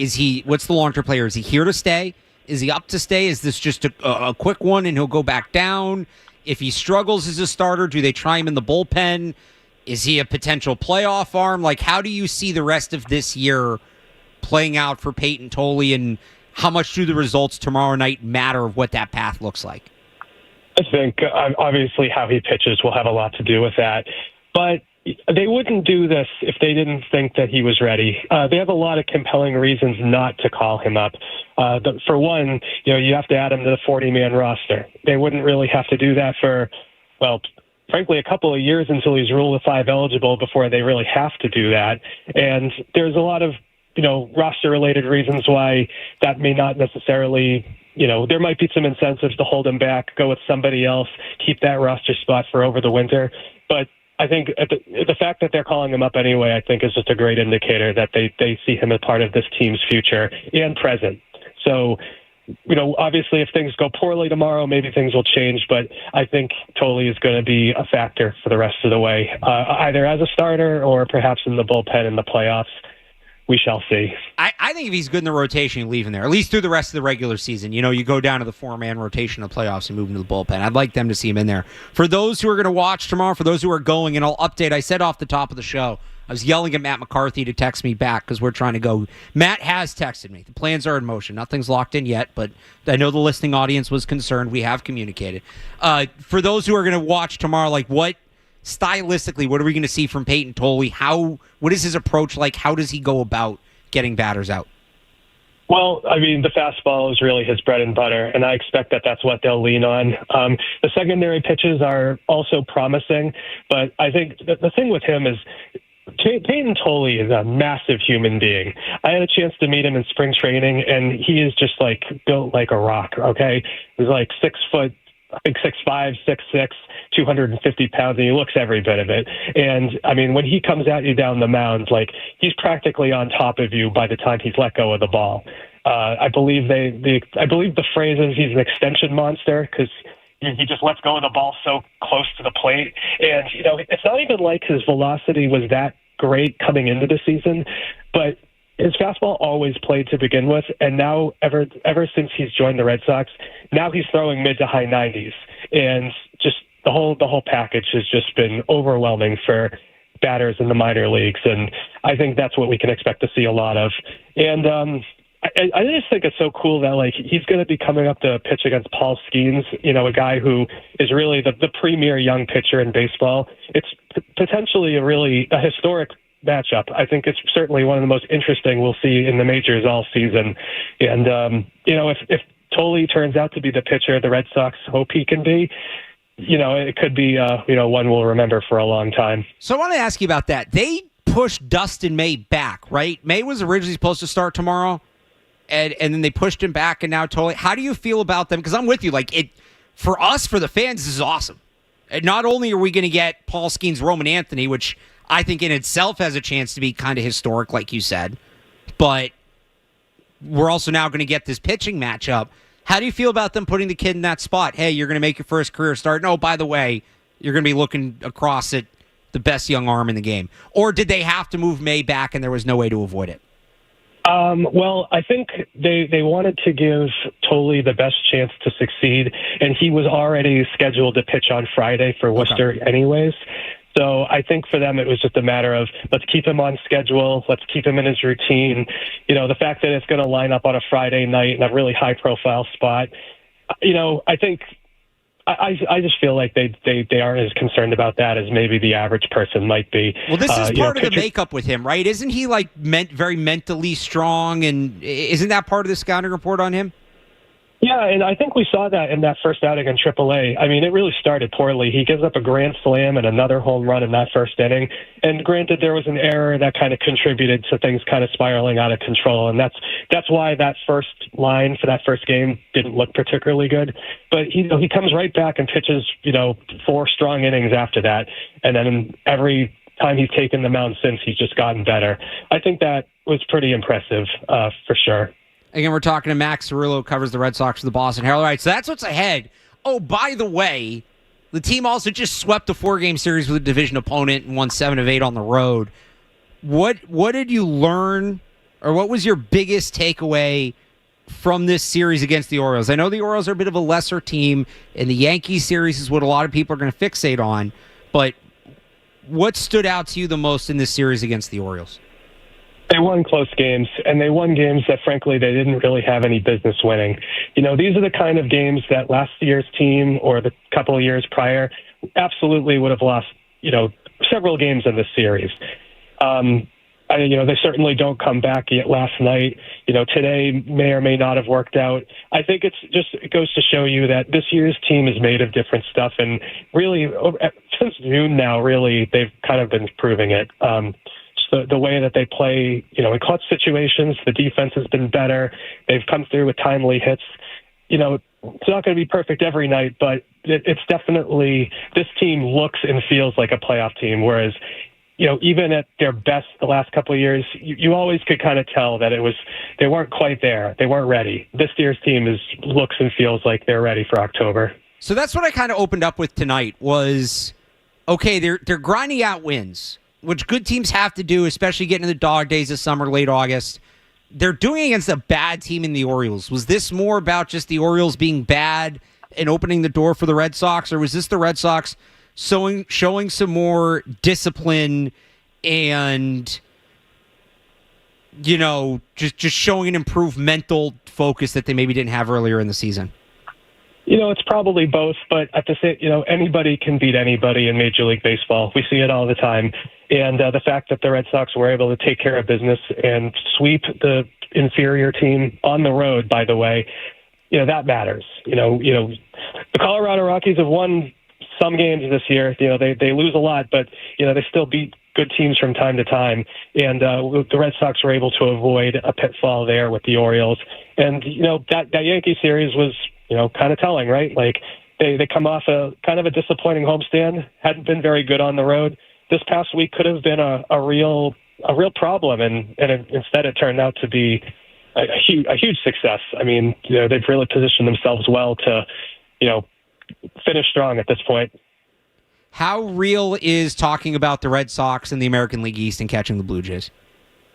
It's the Blue Jays got to lose a few games, but yeah, I think it's in play as long as the Red Sox can kind of keep the foot on the gas. They have a lot of winnable games coming up.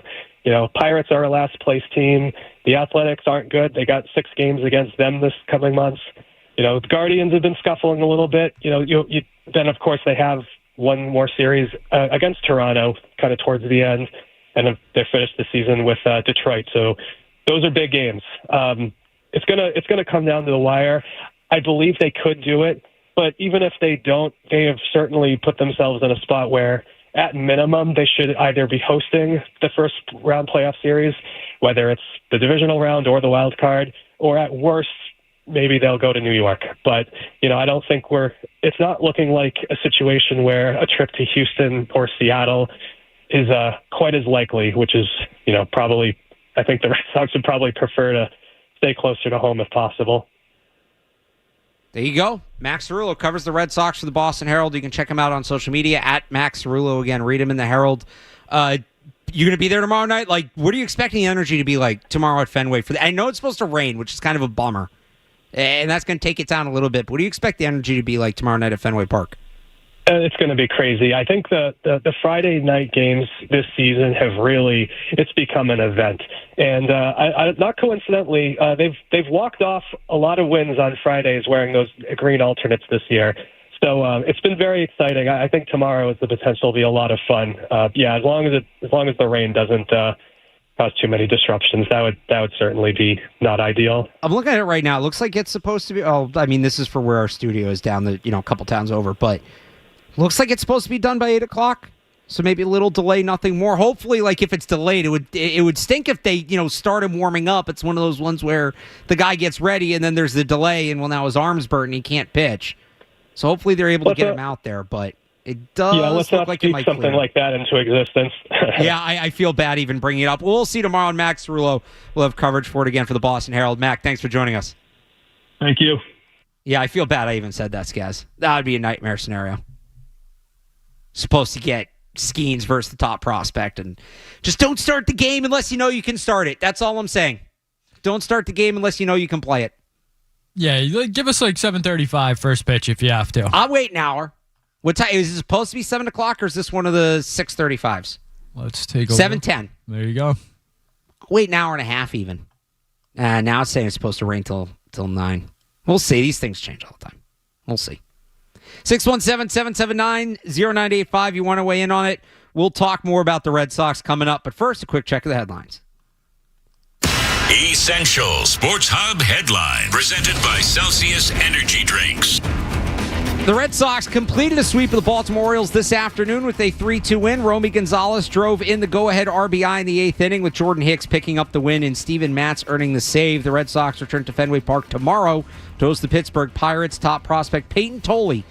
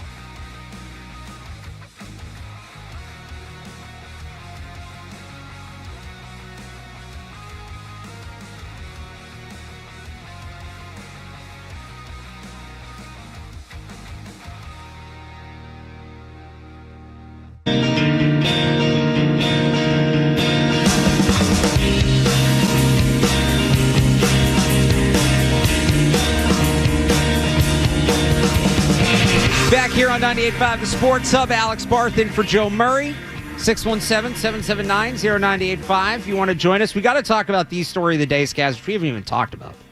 Yeah, I know Micah Parsons got traded. Yeah, I know the Red Sox are calling up Peyton Tolley. I know. I get it. The Patriots released new uniforms. We finally got the NFL's rival series uniforms, which I think Nike, Patriots aside, I think Nike has just botched. There's so much I don't like about this, from the fact that 6 of the 8 are either all black or all white. Like, they don't really embrace the team's color that much, and the Jets one might as well be black. It's a very dark green. In theory, I don't like they're only being worn once a year. It's probably fine because a lot of them suck. But, like, it should be a little more involved. It also sucks that most of them suck. And some of them aren't being worn till late in the year. Like, the Niners don't wear theirs till January? Nike is supposed to be good at marketing. You're not putting those things out there before Christmas? Seahawks, December 18th, that's it. That's not a lot of lead time. You got to let the kids see those bad boys. I also don't like the teams aren't wearing them against each other. Rival uniform. You made it a division thing. It's the AFC East and the NFC West. Have them wear them against each other. But that's my general gripe. Patriots ones, I have mixed feelings. And this was pretty divisive today. Some people loved them. Some people hated them. There's a wide range. They did have one in the pro shop, so I got to go see it in person. There is a little, Scaz, do you remember, I might be dating myself here. If you were on social media, if you were in like high school or college, oh man, it was probably like 2013. Do you remember the blue dress, white dress? Oh, yes. Yeah. So basically, there was a picture of a dress. It was 2015. Wow. Was that recently?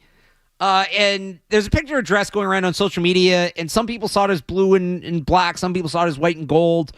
And the part of it was people perceive color differently, but part of it was, depending on the saturation of the photo you got, it would appear different. So every picture has a slightly different blue of these jerseys. The one I saw in person I really liked. It does look weird in some pictures. I will fully acknowledge that. The big thing for me, the jersey's meh. The jersey's fine. I like the color blue. I like how the numbers are kind of supposed to represent the Bledsoe's 90 blue numbers. They're italicized. They have the drop shadow. I don't love the 6 stars around the neck. It says it's for the 6 New England states. Well, are we counting Connecticut? I don't. Call it the 6 Super Bowls. The shoulder stripes are not as Coltsy, I think, as some people are making them. If they look like any NFL team, they look like the Titans. The helmet's sick. Whiteout helmet, silver face mask. That's cool. I'm in on the helmet. Very in on the helmet. The jersey, I could take it or leave it. It's fine. Like, it's nice. The fact that if they're going to wear it once and it's a one-off, all right, cool. It's something a little different. It'll look super cool if it snows. It's probably not going to. Patriots are wearing theirs week 11 against the Jets, so that's November 13th. That'll be, I think, Thursday Night Football. I'm meh on the jerseys. Love the helmet.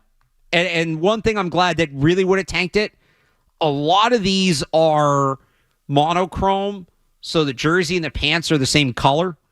Like, I think the Dolphins all black, the 49ers all black, I believe, are both like that. If they'd done the blue pants, that would have been pretty rough. The fact that it's the white pants with the blue jersey, and they're the only one that's like that. Everyone else is monochrome. So they dodged a bullet there. They're not the best one. They're definitely not the worst one. They all kind of suck. But I could take it or leave it. The helmet's cool. The jersey's whatever. How'd you feel, Scaz? I am an expert on nothing. Neither am I. Colors, specifically. I am a colorblind man. Are you actually? Oh, so this is irrelevant to you. My opinion might not be the strongest in this. Are you actually colorblind? Yes. Yeah. I'm not like a dog. I don't see. No, black I know, but white, you red, green, right? Is that what it is? Just about everything. Yeah, red, green, like blue, purple. Like, yeah, you put me in one of those tests, I can't see any of the numbers in the middle. Do you remember? It was this old Flash game we used to play on the internet, the Impossible Quiz. I do remember that, So yes. I remember playing that with a friend of mine. We were probably in middle school. It might have been in elementary school. And he was the one on the mouse. We were trying to do it. And I'm yelling, press the red button, Matt. Press red. What are you doing? And like the timer runs out. I'm like, what? And he's like a really smart guy. So I was so confused, but I couldn't figure this out. And I'm like, he's like, I'm colorblind. I was like, oh, I had no idea. But like, you should have said something. Yeah, so for my perspective, I'm with you. I love the helmets. Yeah. I do not like the shoulder pad, like the gray on the shoulder pads. Okay. I think that's a little cheesy, a little too collegey for my liking. There's no gray. Well, whatever it is on the shoulder pads there. It's just blue with white. Yeah, it's like a darker blue. Out on that, but the overall, I mean, they look much better like when they're actually on, like the pictures of Drake May, DeMario Douglas, like Hunter Henry. I think they look pretty good there. I'm with you though. If it's snowing out, these are going to look phenomenal. If it's a sunny day, and when are they wearing these? Week 11? Yeah, so it's Thursday night, so we'll be under the lights, which I think will help. Yeah, I'm glad they're trying something, but don't we all just want the old Bledsoe, like McGinnis, like those blue jerseys? Like, just give us those back, please. It's so clear. Like, Nike was never going to do that. It's clear what this is just City Connect. This is just City Connect for football. So we were never getting that. Obviously, we want those back. My expectations were much lower. I thought I was going to hate it. It's not my favorite uniform of all time, but it's fine. The ones I do hate, the Jets, brutal. The Rams are almost good, except there's a random patch of blue left on the sleeve that I do not understand. That annoys me. Don't like that one. I don't like the Seahawks one because it's just a ripoff of early 2010s Oregon. I think the biggest problem is that if you laid all these jerseys out with no emblems, you wouldn't know whose jersey was who. So, okay, this is where I have some ups. The Niners one's actually solid. That one is in a tier above itself if we were to rank these. The black, red, and gold works. I'm not a big black for black's sake uniform guy. It works for the Niners. They did well. The Cardinals one is growing on me. I did see somebody point out that it looks like a burrito, which knocks it down a bit, but they have the state flag emblem on the sleeve, which they used to have on their old jerseys, which was really cool. That's a nice touch. I like the number font. I like the way they did the numbers. Again, I don't think most of these are not good. The Niners one's the only one to me that passes as like good. The Cardinals one's okay. And the Dolphins one's okay. Again, I don't like black for black's sake. As far as that goes, the Miami Knights thing, like the University of Miami has one like this that I like. It's fine. The Bills one is all white. It's boring. It's lazy. It's a ripoff of the Vikings color rush from last year. It's whatever. I don't feel strongly about it one way or the other. And again, I think the Jets one's really bad. I think the Rams one annoys me. And the Seahawks one is just an Oregon ripoff. It's just an Oregon jersey. Yeah, I think Nike, they struggle a little bit in the jersey department, I would say. The Bills one, I'm with you. It kind of just looks like a Bills jersey. It's not that different. I guess the emblem on the shoulder is kind of cool, but I hate the shoulder emblem on the Bills with like the diamonds and stuff. Yeah, it's just very Bills. That's why I like it. It's very like a little cheesy. It's the Vikings, though. The Vikings did the same thing last year. The Vikings Bills are kind of the Bills of the NFC. Yeah, exactly. That's exactly where I was going. So overall, I would C- maybe for the entire league. Oh, the entire league, I go like D. Yeah. I give the Niners a C+. I'll give the Patriots and Dolphins a C. I give the Cardinals a C-. I think everybody else gets an F. I guess I give the Bills a D. The Bills passed, but it's really just boring. Seahawks, Rams, Jets, I give an F. But some of the sideline gear looked cool. I did see some of the sideline gear today. Like the sweatshirts and stuff like that. We'll see what the hats are. I'd imagine just going to be that NE logo. I hope that, so the NE logo is fine, but I hope it just stays with this. They've been trying to make different versions of a logo that says NE a thing for a while now. No, I'm good on that. Give me Pat Patriot. Give me the Flying Elvis. You want to use it as like a third logo here and there, fine. I'm good on the NE. If it's a one-off thing for 1 week, okay. Have fun with it, whatever. But so ultimately I was not disappointed, but I wasn't wowed either. They did you see the in the details thing, Skaz? So I know you didn't like the stars. I thought it was fine. I almost thought the part on the leg there, I thought was a lighthouse for I thought that too. It's a little lighthousey. I thought that would have been kind of funny if they played into the lighthouse a little bit. Well, they did. It's nautical blue, right? Is what it's called. They're calling like the mesh is like a shout out to the fishing net. Yes, which fine, I guess. So the 6 stars represent the 6 New England states. Again, that means you have to count Connecticut, which many people, including myself, do not. You want to call it for the 6 Super Bowls, I can get on board. Although I think the stars look weird. The shoulder NE logo is supposed to look like a compass. Fine. I'm not going to get hot and bothered over that. I don't think it's bad, but I don't think it's good. The jersey numbers looking Bledsoe-ish, Bledsoe-ish. That did not occur to me when I first saw them. Now I can't unsee it since I saw that note. I do like the font. It's a cool font. It's a little different than what they have. The netting, like you mentioned. This is where they lose me. The matte white helmet reminds us of snow. The metallic silver face mask reflects the icy cold that defines the region's winters. Just say you wanted to do a white helmet because it looked cool. Not everything has to represent something. It's like, remember in English class when you're in high school and they're driving a yellow car? Okay, class, why do we think the car is yellow? What does that represent? I never got that. And people would have these long, detailed answers. I'm like, I don't know, maybe the author just liked yellow cars. I don't know. Like, how do we know? Did the author say that's what it represents? Are we guessing here? I always want an author to come out and be like, you guys are looking way too far into this. But, yeah, helmet looks cool. I don't need the explanation. White helmet reminds us of snow. It's the nor'easter uniform. Just put a white helmet on it. We get it. And then, yeah, there's a little bit of red here and there. I like the touches of red. I would have put maybe some red on the helmet in the logo. Maybe a little metallic red on the tail of the logo. But it looks cool without it. And then we are all Patriots inside the collar, which I think they have on their regular jerseys as well. If I remember correctly. I think they have that on their current jerseys. So, it's fine. It's solid. It's not my favorite jersey ever. It's not my least favorite jersey ever. The Jets one might be... the Jets is not my least favorite, but the Jets one sucks. It's not good. It's really not good. Neither is the Rams one. The Rams one annoys me. That's enough jersey talk. Let's do it. You know what, though? Well, we're talking about things that annoy us. Musings. No Joe Murray, but we're going to do some musings. Skaz and I each have one. We'll do that next here. It's Alex Barth in for Joe Murray on the Sports Hub. You're listening to Joe Murray on 98.5.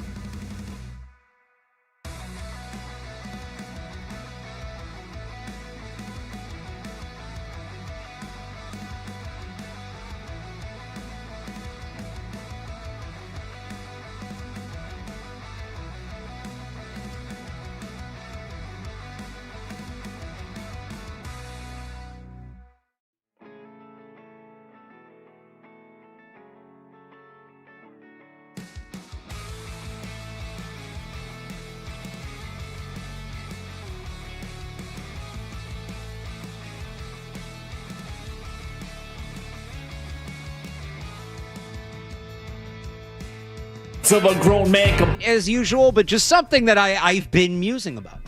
In Skaz, this actually sort of involves you. So, people may know at this point, was it Monday, Tuesday? Tuesday, I think, right? That the fire alarm went off here and we had to evacuate the building here at the Sports Hub. I do believe that was Tuesday night. So, I was here late, and it was the crossover, so it was the end of Felger and Maz into the baseball hour. So the Felger and Maz guys outside of Felger were still here because they were here for the baseball hour. It was Maz, Jimmy Stewart, Jared was here, Carabas, because he was doing baseball hour that night. You were here. You showed up for the night show. Joe was here. Kevin, Majori. Jake was here. That's right. He was doing video editing. So we were out. We had to leave the building, but the way our building works is the first 3 floors are parking garage. And then there's 4 floors on top of that are the actual building. So when we took the stairs down, we stopped at what was essentially our parking lot, which is on the 3rd floor. And we could overlook the front of the building, and we saw the fire department and the fire engines. And shout out to Waltham Fire Department, by the way, for taking care of us. And we just kind of, for whatever reason, like we didn't go all the way down to the ground. The fire department basically didn't tell us to, so we're like, all right, we'll hang out here. We were away from the building, like we were in a safe spot. But we're just kind of hanging out. And I don't remember if it was Joe or somebody I saw like doing like throwing motions, just kind of like nervous energy, right? You do that. And I was like, hey, I got a football in my car. We're out here. Does anybody want me to grab the football? A couple people are like, yeah, sure. I think Jared had a baseball bat, too, at one point. That might have been what sparked it. I saw Jared with the baseball bats taking swings. I was like, well, I have a football. So we're throwing the ball around a little bit. Light little game of catch. Joe showing off the long snapping skills. And we're doing this while we're, waiting on the fire department, watching what's going on there. So Evan Lazar, who I host Catch 22 with, we talk. We're friendly outside of work. He texts me, what happened to the Sports Hub? And I was like, oh, yeah, the fire department came. Okay, why? I don't really know. How do you not know? Weren't you there? Well, I was playing catch. And he go, what are you, 12? Throwing the ball around? So yeah, I was throwing the ball around. I was looking at fire trucks. It was awesome. Obvious, all like the potential danger aside. That was great. I don't know, Skaz, did you enjoy it? Like, was that childish of us? I think someone made the comment that it was, we were just looking at fire trucks and throwing a ball around. It was great. We were all having a great time. And it was, that's what you do. You got nothing else to do. We're waiting in the parking lot. You toss the pigskin around and, watch the ladder go up. That got a big pop from the crowd up there. That's right. So, yeah, it was, as far as, the fire drills go, and luckily there was no big issues, I would say that was about as good as it could have gone. I felt judged. Evan's like, why do you have football in your car? For that exact situation. Oh, I'm outside. I got to kill some time. Now, it was kind of underinflated. It's been in my trunk for a while. I could take better care of it. I did pump it up afterwards. Because that's probably the first time I pulled it out in about a year and a half. Rather have it not need it than need it not have it. So I feel vindicated in that. There's nothing wrong with having it. I also have a baseball glove and a baseball. I don't have 2 baseball gloves, which is probably the problem. And we were looking for a wiffle ball at one point, which I didn't have. You always got to have a football, a glove, and a ball. Yeah, I got a couple wedges in my trunk. So I just keep my golf clubs in my trunk. I never bring them inside.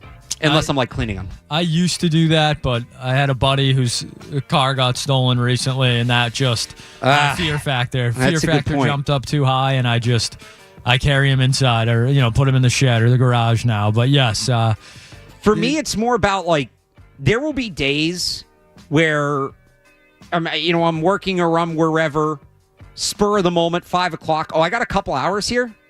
I'm gonna go get Twilight in, but I can do it because the clubs are with me. If I had to run home, I wouldn't be able to do it. So I actually have 2 sets of golf clubs in my car.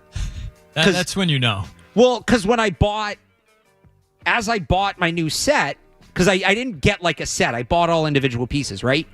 I held on to the old stuff.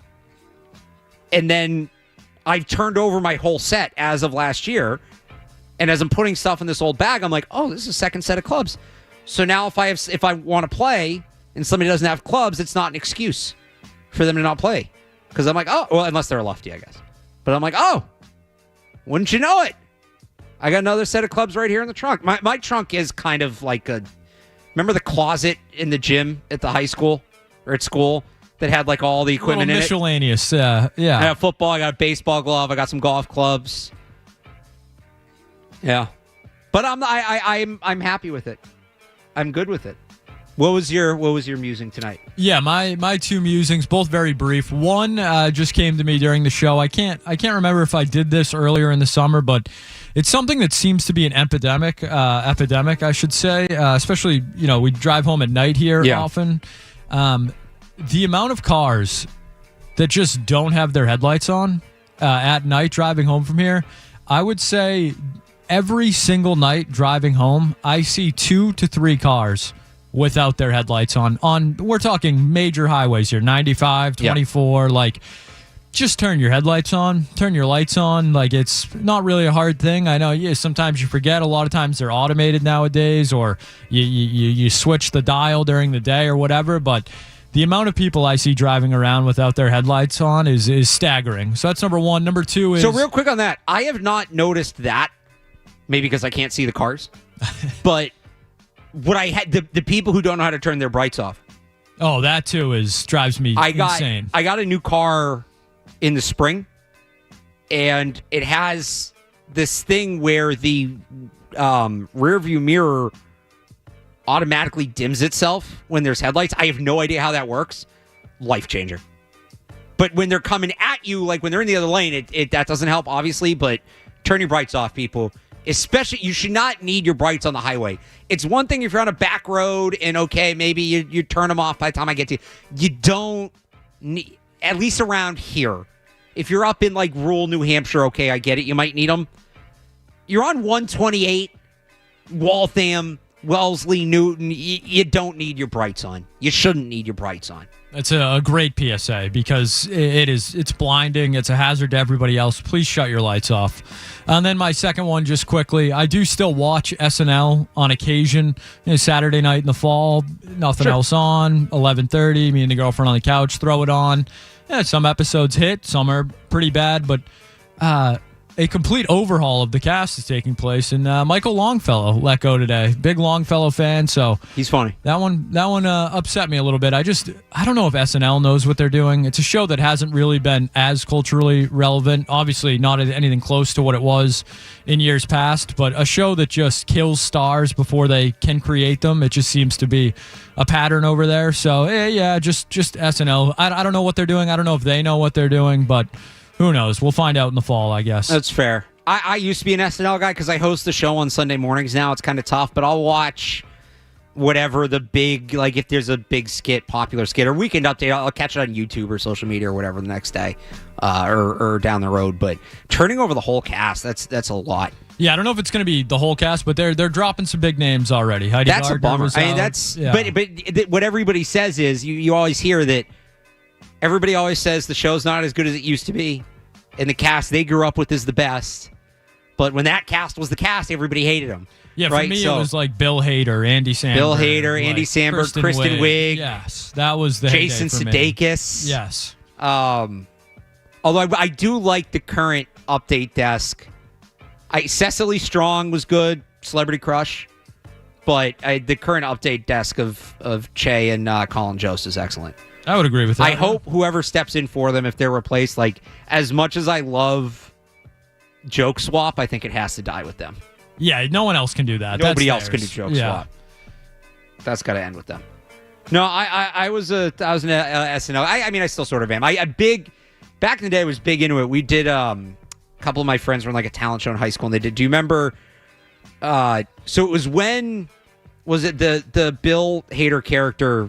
The big one. Stefan. So it was when Stefan was big. There's another character Bobby Moynihan did. Remember the secondhand news guy? I think it was Anthony Crispino. Yes. So my friends wrote an Anthony Crispino sketch for like a talent show. And I was always a big drunk uncle guy. Uncle. I love Bobby Moynihan. Drunk Uncle was great. But I remember like this Anthony Crispino one, because it was secondhand news. It would be the news would be a little off. And this is when Adele was blowing up. And I remember they wrote a joke that was, and we were like 16, so we thought it was funny. Oh, Adele? I have a Mac. It's even better. It's like that kind of bit. Yeah, perfectly cheesy bit. Yes. Exactly. Bobby Moynihan, great. Awesome stuff. awesome stuff. All right, we got to hit the headlines when we come back. I see you guys on the phone, 617-779-0985. You want to talk about SNL or taillights or keeping a football in your car? That's on the table. We've also got the Red Sox. We got the Patriots. We got the Micah Parsons trade, Patriots uniforms. There is one more Patriots nugget that came out today that I want to get to. We'll do all that after these headlines. 90 seconds, no commercials. It's Alex Barth in for Joe Murray on the Sports Hub. From the Telfair Tire Studios, WBZ HD1. It's not just the games. It's Toucher and Hardy, Zolak and Bertrand, Felger and Maz, Joe Murray. For Boston sports fans, it's 98.5, the Sports Hub. Paisley Media Group Station. Sports Hub headlines. Presented by Celsius Energy Drinks. The Red Sox completed the sweep of the Baltimore Orioles this afternoon. They picked up a 3-2 win in Camden Yards. Romy Gonzalez drove in the go-ahead RBI in the 8th inning. Jordan Hicks picked up the win. Steven Matz earned the save. The Red Sox return to Fenway tomorrow to host the Pittsburgh Pirates. And starting that game for the Red Sox, top prospect Peyton Tolley, he's getting called up and will make his MLB debut facing Paul Skeens. Again, that game tomorrow, first of 3 between the Red Sox and Pirates. A blockbuster trade in the NFL with a week to go until the season begins. The Cowboys have traded Micah Parsons to the Green Bay Packers for 2 first-round picks and defensive tackle Kenny Clark. Parsons had been looking for a new contract. He now gets it from the Packers as he enters a contract year. His new extension, 4 years, $188 million. That makes him the highest paid non-quarterback in NFL history. The Patriots, they made a series of practice squad signings today. Cornerback Corey Ballantyne, linebacker Mark Robinson, and defensive lineman Corey Durden and Fabian Lovett. Former Patriots wide receiver Kendrick Bourne is expected to meet with the 49ers and Commanders in the coming days. Bourne was released by the Patriots earlier this week. Also released by the Patriots after roster cuts, wide receiver Javon Baker. He cleared waivers today. Sports Hub headlines are presented by Celsius Energy Drinks. Refresh your energy with zero sugar, essential vitamins, and proven ingredients. I'm Alex Barth on Boston's Home for Sports, 98.5 The Sports Hub. Your next update at 10:30. Listen to it, laugh at it, get mad at it, agree with it, argue about it.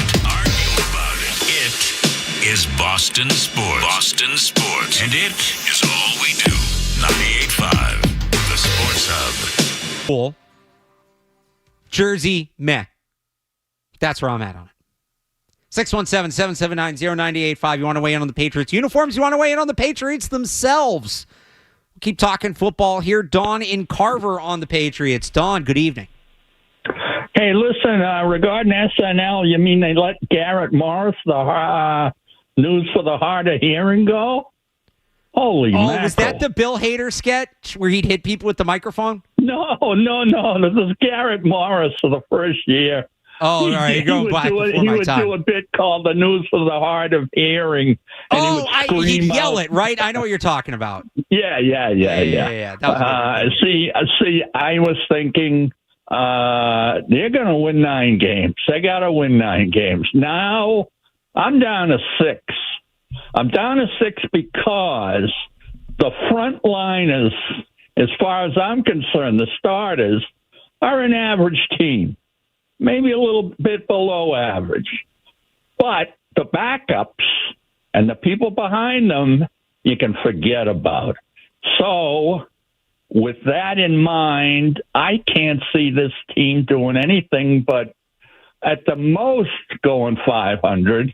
And I don't even think that'll happen. And again, it may be redundant, but that's the way I feel. And good luck, guys, and take care. Bye-bye. Thanks for the call, Don. So I don't feel necessarily as strongly about that point. He's right. The depth is what's scary. I think the starters have been improved, and I think it's a representative. You want to call it the starting 22. I know that's not exactly how they do it, but the starting 22 is notably better. It is. You start losing guys, especially on the offensive line or in the secondary, it drops off really, really quickly, and you get back into last year territory. So that's what's injuries are going to kill them. Yeah, no duh. Injuries are a problem in the NFL. I think they're more susceptible to being hurt by injuries. I think they drop off more than the average team, to Don's point. Called them a 500 team. I said this I was on with Beetle and Phil Perry earlier this week, and they were asking me about the win total. I had 8 or 9. Beetle made me pick one. They're a 500 team. I hate that there's an odd number of games. I hate it. They need to go to 18 already. Really go back to 16, but that's not going to happen. They need to go to 18. I hate that we can't call teams 500. So Beetle and Phil Perry talked me into my official prediction for the Patriots now, Skaz, is 8-1. They're going to tie. I did see that. And I have to go find which game is the tie. And I hate ties. I do. They're annoying. I don't want to root for it. Wouldn't that be kind of cool if I snipe an 8-1 season on that prediction? I mean, we have the hang graphic, the banner. Right? If they do that. Hang the banner for my prediction. That would be an impressive prediction. It would not be kind of an impressive season. You double your win total. But it would be impressive for me to pick that. So, yeah, the depth is the big issue. The depth is the big issue. And look, they were never going to fix the entire roster in one offseason. There's too much to do. Like, just plain flat out, there was too much to do. You couldn't accomplish that all in one offseason. It was not a realistic expectation. And this is what you kind of get from these teams sometimes when they're trying to dig their way out of it. The starters are better, but there's no substance behind them. And that's where the Patriots are at. And that will come next year, and they'll continue to improve other starting positions as well.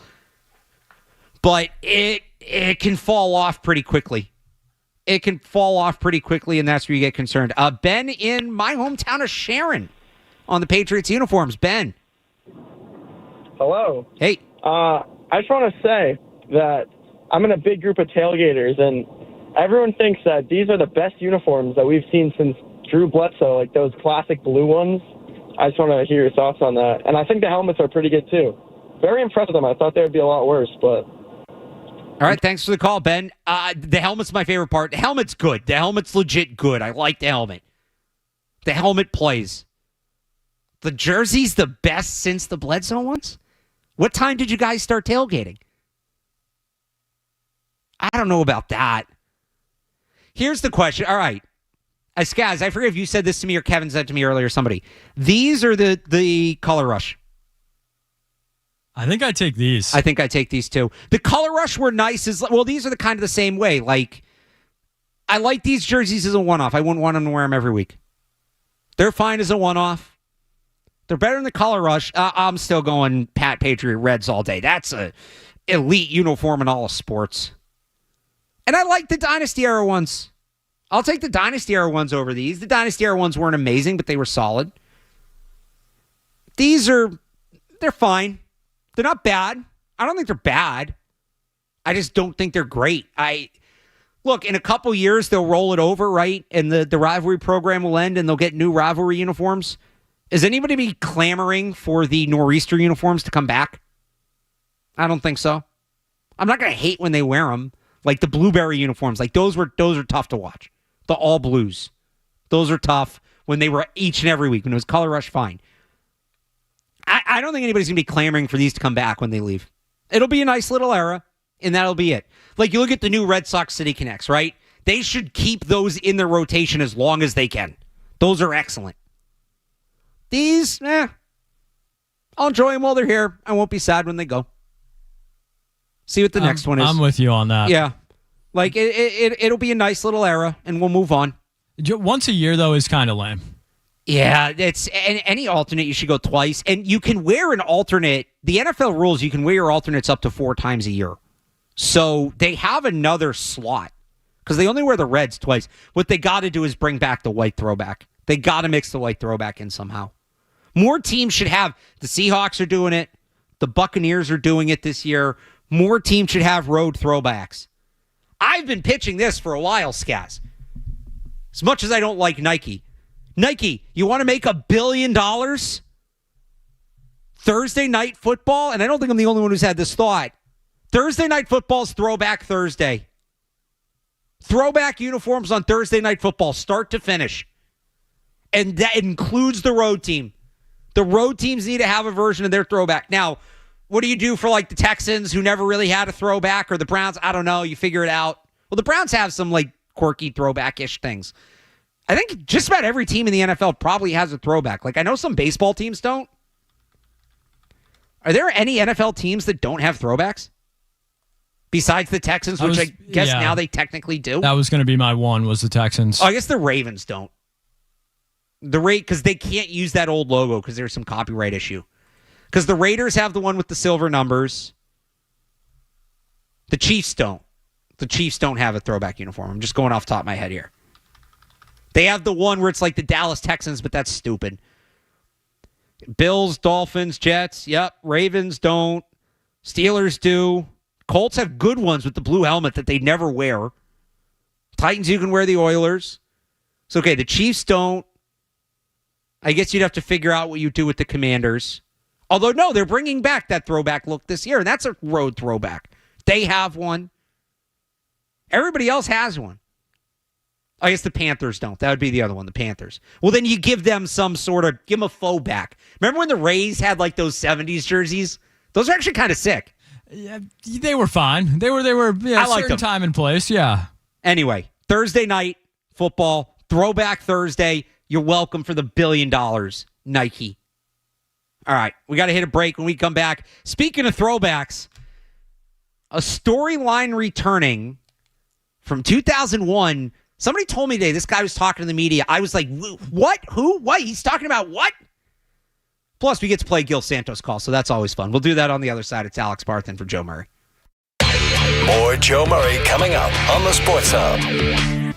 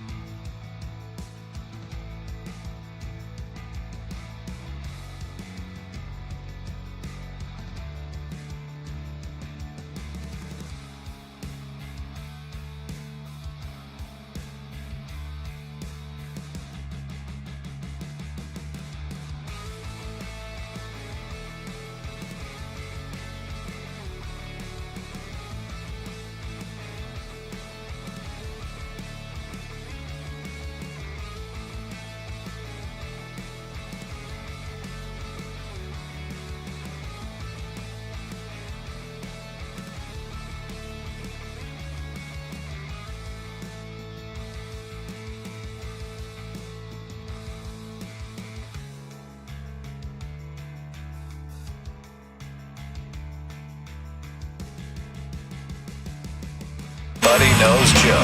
Just keeps getting better. Joe Murray on 98.5 The Sports Hub.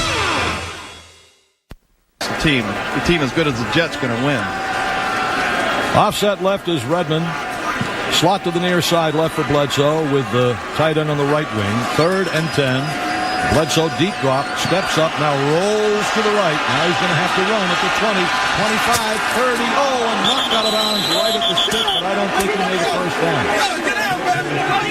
He got whacked over on the far side as he tried to run the 10 yards for the first down, and I'm not sure he's going to get up on this one. He really got hit. And the medical staff immediately over to check on Bledsoe. And it is a 4th down for the Patriots. And they will have to punt. And Bledsoe looks like they're dealing with his arm a little bit. Down on the sidelines. On the far side of the field. He's a tough guy, but I'll tell you what. Pretty good on that one. He's up and walking under his own power. Well, he tried to run for the 10 yards. He got 9 of them, but that was it. So it is a 4th down, and Lee Johnson's in. Gil Santos on the call.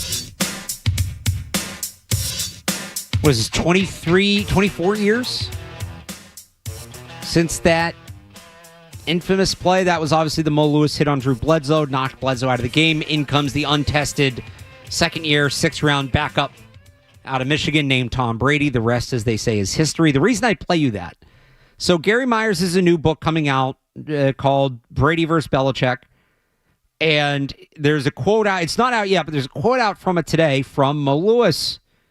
This from Rich Cimini of ESPN. Nearly a quarter century ago, former New York Jets linebacker Mo Lewis delivered a hit on Drew Bledsoe that changed the course of NFL history. Tired of being held responsible by Jets fans for triggering the Tom Brady era in the New England Patriots dynasty, Lewis has unleashed another hit.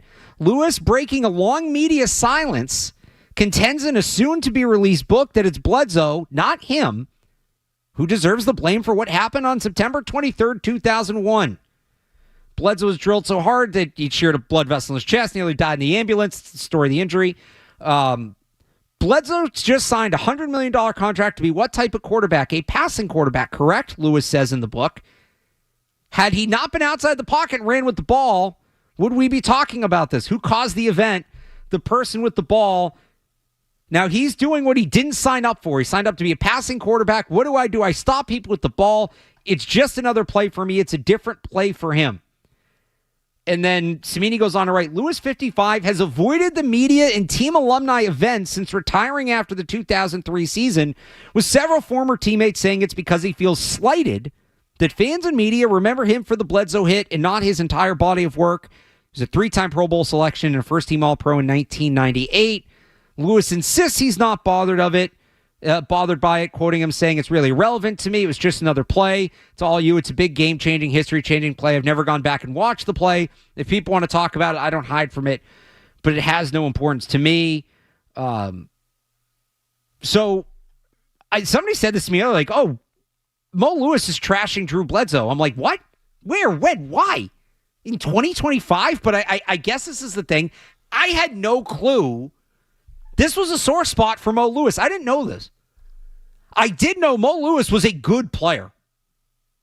He's kind of at the end of his career when that hit took place, but you heard it in there. 2-time All-Pro, 3-time Pro Bowler.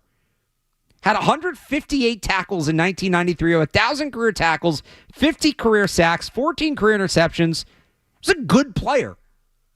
I did not know Jets fans were putting weight on his shoulders for the Tom Brady era, to which I say, screw you, Jets fans. Leave Mo Lewis alone. Mo Lewis is a good player. You don't have that many of those. You're going to chase him out because he made a play, and you heard it there in the call. 10 yards to go. Stop Bledsoe a yard short, who, by the way, is a tank. It was a big hit for a reason. It wasn't just Mo Lewis. It was not an easy play to make that Mo Lewis made. Leave Mo Lewis alone, Jets fans. Are you kidding me? Don't blame Mo Lewis for the Tom Brady dynasty. You had Bill Belichick. You let him go or created a circumstance in which he refused to work for you. You failed to develop quarterback after quarterback after quarterback. You hired Rex Ryan and Adam Gase. None of that is Mo Lewis's fault. Not one part of that is Mo Lewis's fault. Do not be mean to Mo Lewis. He did nothing to you. I had no idea this was a thing. But it makes me hate Jets fans all the much more. Because Mo Lewis was a good player. And he deserves to be recognized as such. The hit is obviously a part of his legacy. And it is something that should be talked about. I'm kind of surprised he's never gone back and watched it. And I've gone back and watched it tonight a couple times. Yeah. Mo Lewis didn't do anything wrong. Nothing. No, so his overall take of it's not my fault Bledsoe got hurt, he's absolutely correct. The fact he has to say it is insane. Nobody was looking at how many people outside of lunatic Jets fans watch that play and go, if only it wasn't for Mo Lewis, our team might have had a shot. If only Mo Lewis hadn't made a play, the Jets might have been great. There are actually people saying that? It's ridiculous. I do see, though, all the time that you'll see that prompt come up on social media, like, if you could pick one player to have a fully healthy career and not deal with injuries, who would it be? And people will say, like, Derrick Rose, or, what could Rob Gronkowski have really been like? Obviously, he had a great career, but what could he have been like if he didn't have to deal with some of the problems that he had? Mark Pryor's one that gets thrown out there. I always make the joke, fans of 31 fan bases should say Drew Bledsoe. What would he have been like if he never got hurt? But don't blame Mo Lewis. Please with that. That's perfectly Jets, though, isn't it? That's so Jets. That's such a Jets fan thing to do. Well, if it wasn't for Mo Lewis, we would have been winning all those Super Bowls. That was a bad New York accent. Don't blame Mo Lewis. That's a good nugget, though. Should be a good book. Yeah, it's right in front of you. Oh, is that what this is? Yes. This has been in here for a while. This book is unreleased. It's an advanced copy, yes. I feel like this book's been in here for like a few weeks. It's been in here for a couple weeks. I've perused. I wonder what other... There's some good nuggets in there. Dude, I'm not kidding. And I opened to the beginning to see if I could get there. I literally opened to the part about Bledsoe's injury. I just turned 2 more pages. Chapter 1, get out of bounds. I don't know. I probably shouldn't be spoiling this if it's an unreleased copy. Yeah, the embargo. I don't know if it's been lifted yet. Sorry. That's good publicity, though. It's good advertising. It is good publicity. No, it's a great quote from Gary Myers. It's a great quote from Gary Myers. But don't blame Mo Lewis. All right, let's hit the headlines. We'll come back. 617-779-0985. You get any more calls, or we'll keep going on the Patriots. You want to weigh in on Mo Lewis, we can talk about that as well. It's Alex Barth in for Joe Murray on the Sports Hub. Essential Sports Hub headline presented by Celsius Energy Drinks. The Red Sox completed a sweep of the Baltimore Orioles this afternoon with a 3-2 win at Camden Yards. Romy Gonzalez drove in the go-ahead RBI in the 8th inning, with Jordan Hicks picking up the win in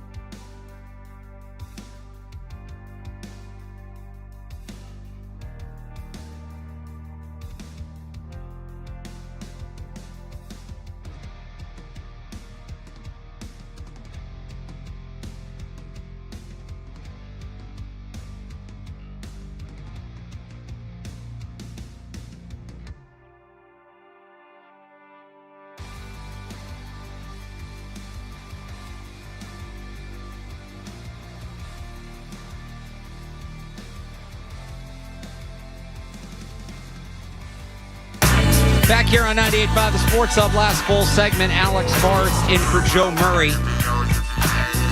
I deserve some applause here, Skaz.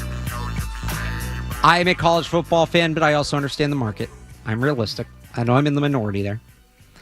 Tonight's the first night of week 1 of the college football season. There's been some good games on, and I've resisted. I've resisted for 3 hours and 40 minutes. But no longer. I do want to talk a little college football. But we'll localize it. How about that? We'll localize it. Talking about UNC. Bill Belichick's debut. Monday night. Standalone game at home under the lights against TCU, against a real team. Ross Dellinger of Yahoo had a piece today kind of about how Bill has acclimated to college life.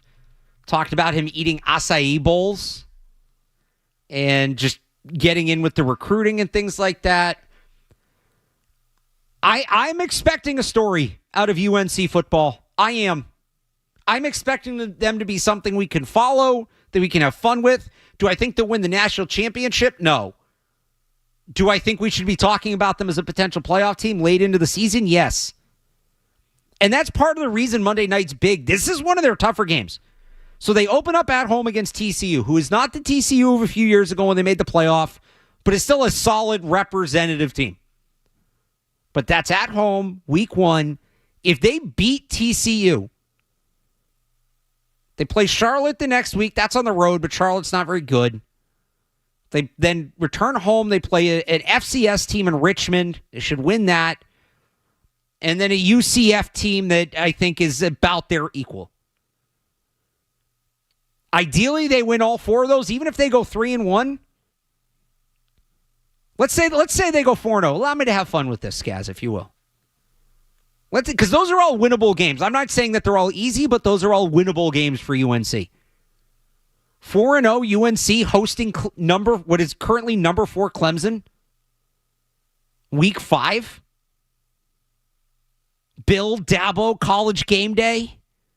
And then after that, their schedule falls off. Cal, Virginia, Syracuse, Stanford, Wake Forest, Duke, NC State. NC State might be okay. They struggled to beat East Carolina tonight. That game just ended. Went down to the final play.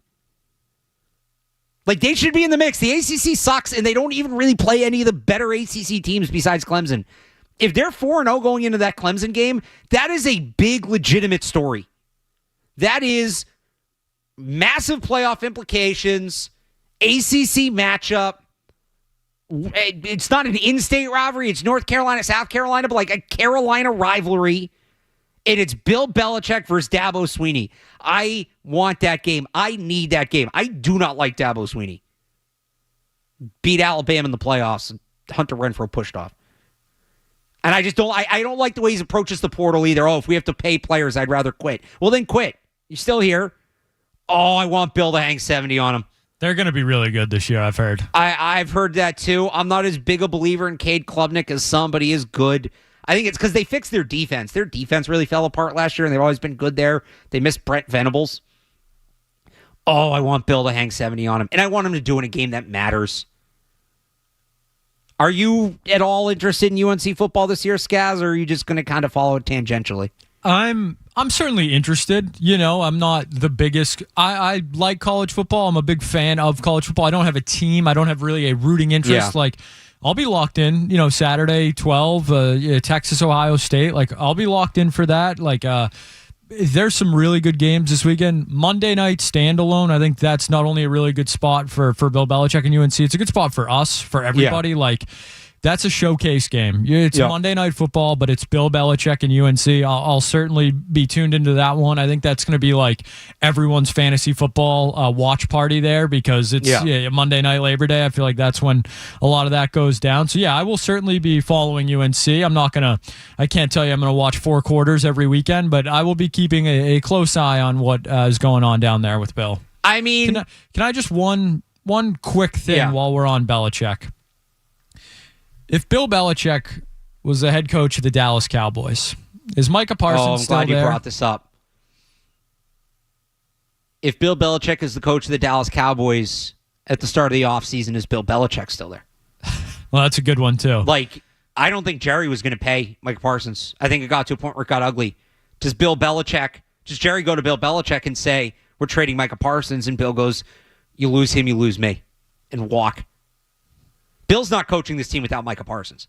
Bill Belichick was going there to coach Micah Parsons. Like, we know how he feels about Lawrence Taylor. Micah Parsons isn't Lawrence Taylor, but he's about as close as you're going to get. Maybe this is part of the reason Bill didn't want to go to Dallas. And that kind of goes to the Parsons trade too, where did the Cowboys hurt themselves doing it today instead of doing it massively, in March and getting picks they could have used for this? Like, they could have had picks in I guess technically now it's last year's draft, but you know what I'm saying? This year's draft. And they could have drafted knowing that they had a hole at that position. Massively killed themselves by dragging this out to the last minute, Skaz. Great question. Massively hurt themselves. Yeah, it's a good question of how it would have played out if Bill wasn't there. I meant to bring this up earlier. I wouldn't put it past Bill to walk in August. That would have been awesome. Oh, it would have been so good. Oh. And I would have been standing ovation for Bill. You put that right in Jerry Jones' face. Oh, you think you know what you're doing, Jerry? Me, the greatest coach of all time, thinks you're so bad I'm going to leave you high and dry on August 28th. And they probably end up with the same head coach. Like, it probably would have been Schottenheimer if Bill walked. Bill would not have kept Schottenheimer. You think Bill would have kept Schottenheimer on as the OC? No, it'd probably be Patricia or something. Well, Patricia's the DC at Ohio State now. So I'm very interested to see how that goes. I will be paying attention to that. So that's the other game I need. UNC Ohio State in the playoff. Bill versus Patricia. Oh, that would be fun. That would be so much fun. If you're not watching for Bill, I will say, because people always ask me, how do I get into college football? I don't know. I want to get in. There's so many teams. I always say, well, if you're a Patriots fan, just watch potential draft picks. And that could be a good way to get interested. I actually put out this morning my annual, I call it a preseason watch list, kind of tongue-in-cheek. That's a college football terminology. But here are some of the guys I'm going to watch this year that I think makes sense for the Patriots in the draft. Now, the last 2 years, Skaz, the guy they drafted was one of the first players I mentioned. Now, they were picking at the top of the draft, so it was a lot easier, and that shouldn't happen this year. But I got a couple receivers on there, a couple edge rushers, a couple right tackles, and then I threw in some other positions for fun, linebacker, tight end, running back. I did put one guy on just for me. You mentioned Ohio State. If you just want to watch some really good football, Caleb Downs is the best player in the country. Caleb Downs is probably... Ohio State won the national championship last year. Their two best players were not draft eligible. Now, Jeremiah Smith was a true freshman. He won't be eligible again. The other one is Caleb Downs, who's at Alabama, transferred to Ohio State last year. So it's not hyperbole. Do you think Todd McShay is a relatively leveled guy? He's not a hot take artist? I would say for the most part, yeah. Todd McShay wrote a column earlier this summer for The Ringer how the Ohio State safety, Caleb Downs, reminds me of Ed Reed. Yeah, you're right to react like that. I would say that's high praise. Or a young Ed Reed. Yeah. I wouldn't comp anybody to Ed Reed. I just don't think that's fair. The guy is spectacular. He does everything, and he does it all incredibly well.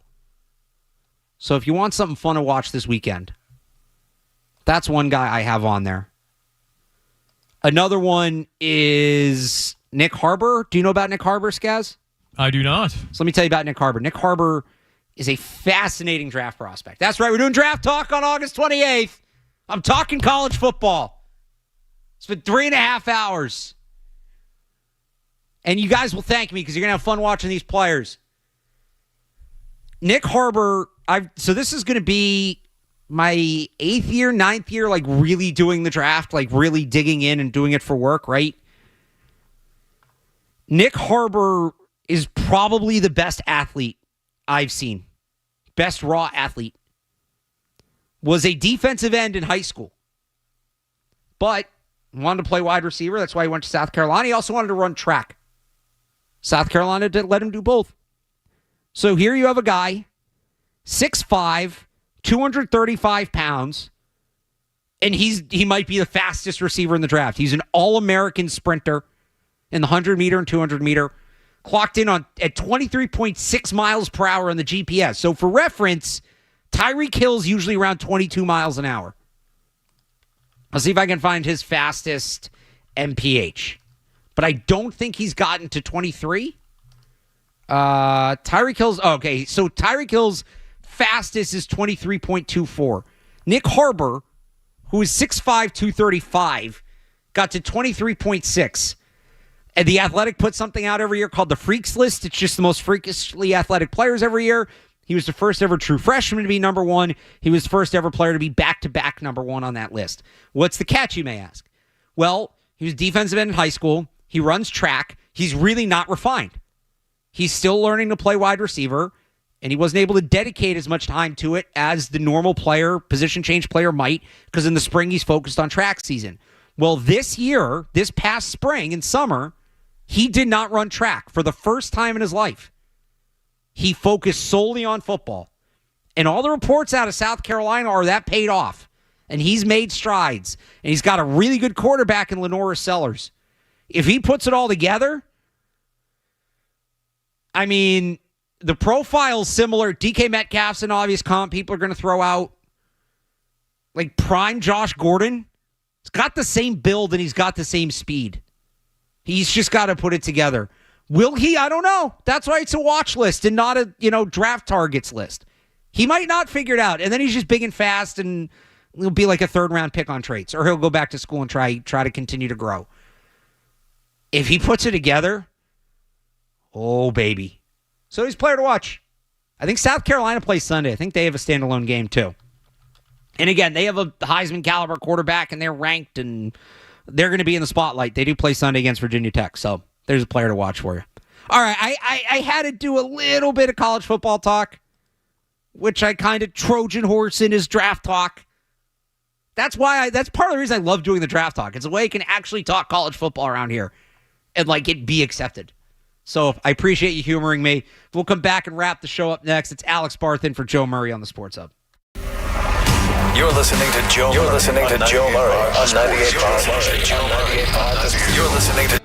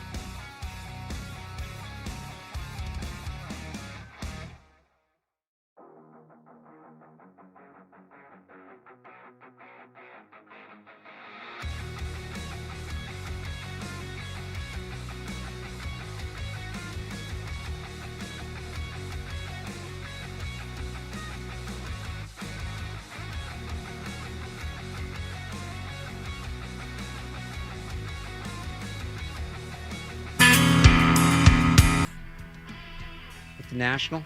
Little inside baseball for you there. I'm excited for the Red Sox tomorrow night. Stories up on the website now, 985thesportshub.com. Was just kind of getting something up during the breaks there.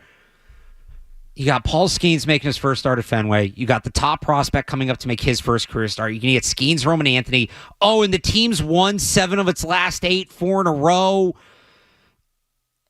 I don't know. Am I getting carried away, Skaz, saying that look, the Red Sox have won almost 20 more games than the Pirates. The Pirates are 59-76. They are out of this thing. They're cooked. They're done. It's another classic Pittsburgh Pirates season.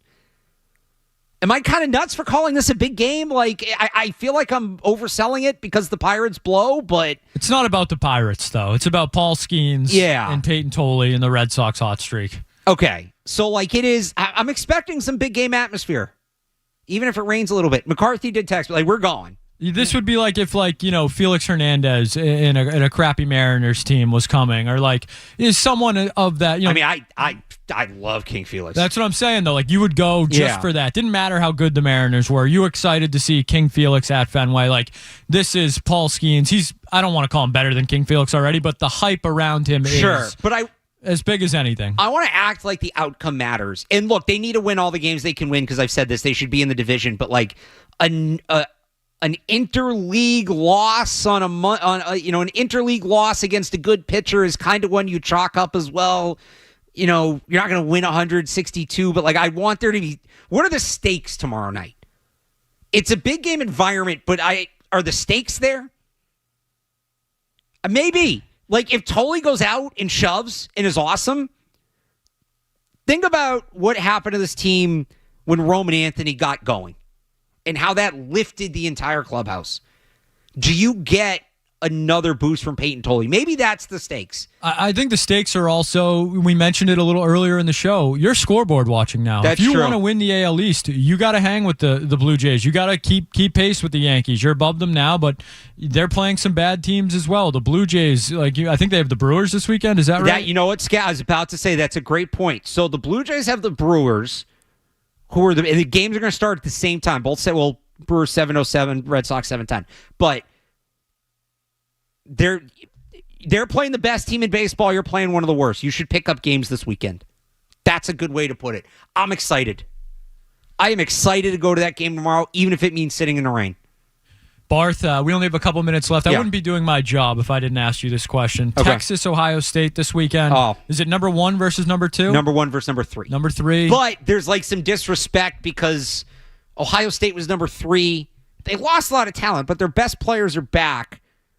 You win the Natty, you return a lot of talent, and you move down. Like, there's some disrespect there. I like that. Do you have a prediction? What should we be looking for in Ohio State, Texas this weekend? I mean, a ton of talent overall. I think it's going to be a good game. I think it's going to be a close game. I think Ohio State takes it. Is there any part of you that hopes Matt Patricia's defense gets lit up this weekend? But then it's Arch Manning, and I don't like Arch Manning. You're making me choose between the Manning family and Matt Patricia, Skaz. That's a tough spot. We were having such a good show, and then you had to make me think about that. I'm not an Arch Manning believer. I'm not. I think he's fine. I don't think he's a generational prospect. Down the road, yes, part of me is hoping that. I would love like a 48-45 game. That would just be fun. In on that, yeah. 48-45 and Texas runs for like 450 yards. Give me that. I'm in on that. I think it's going to be a good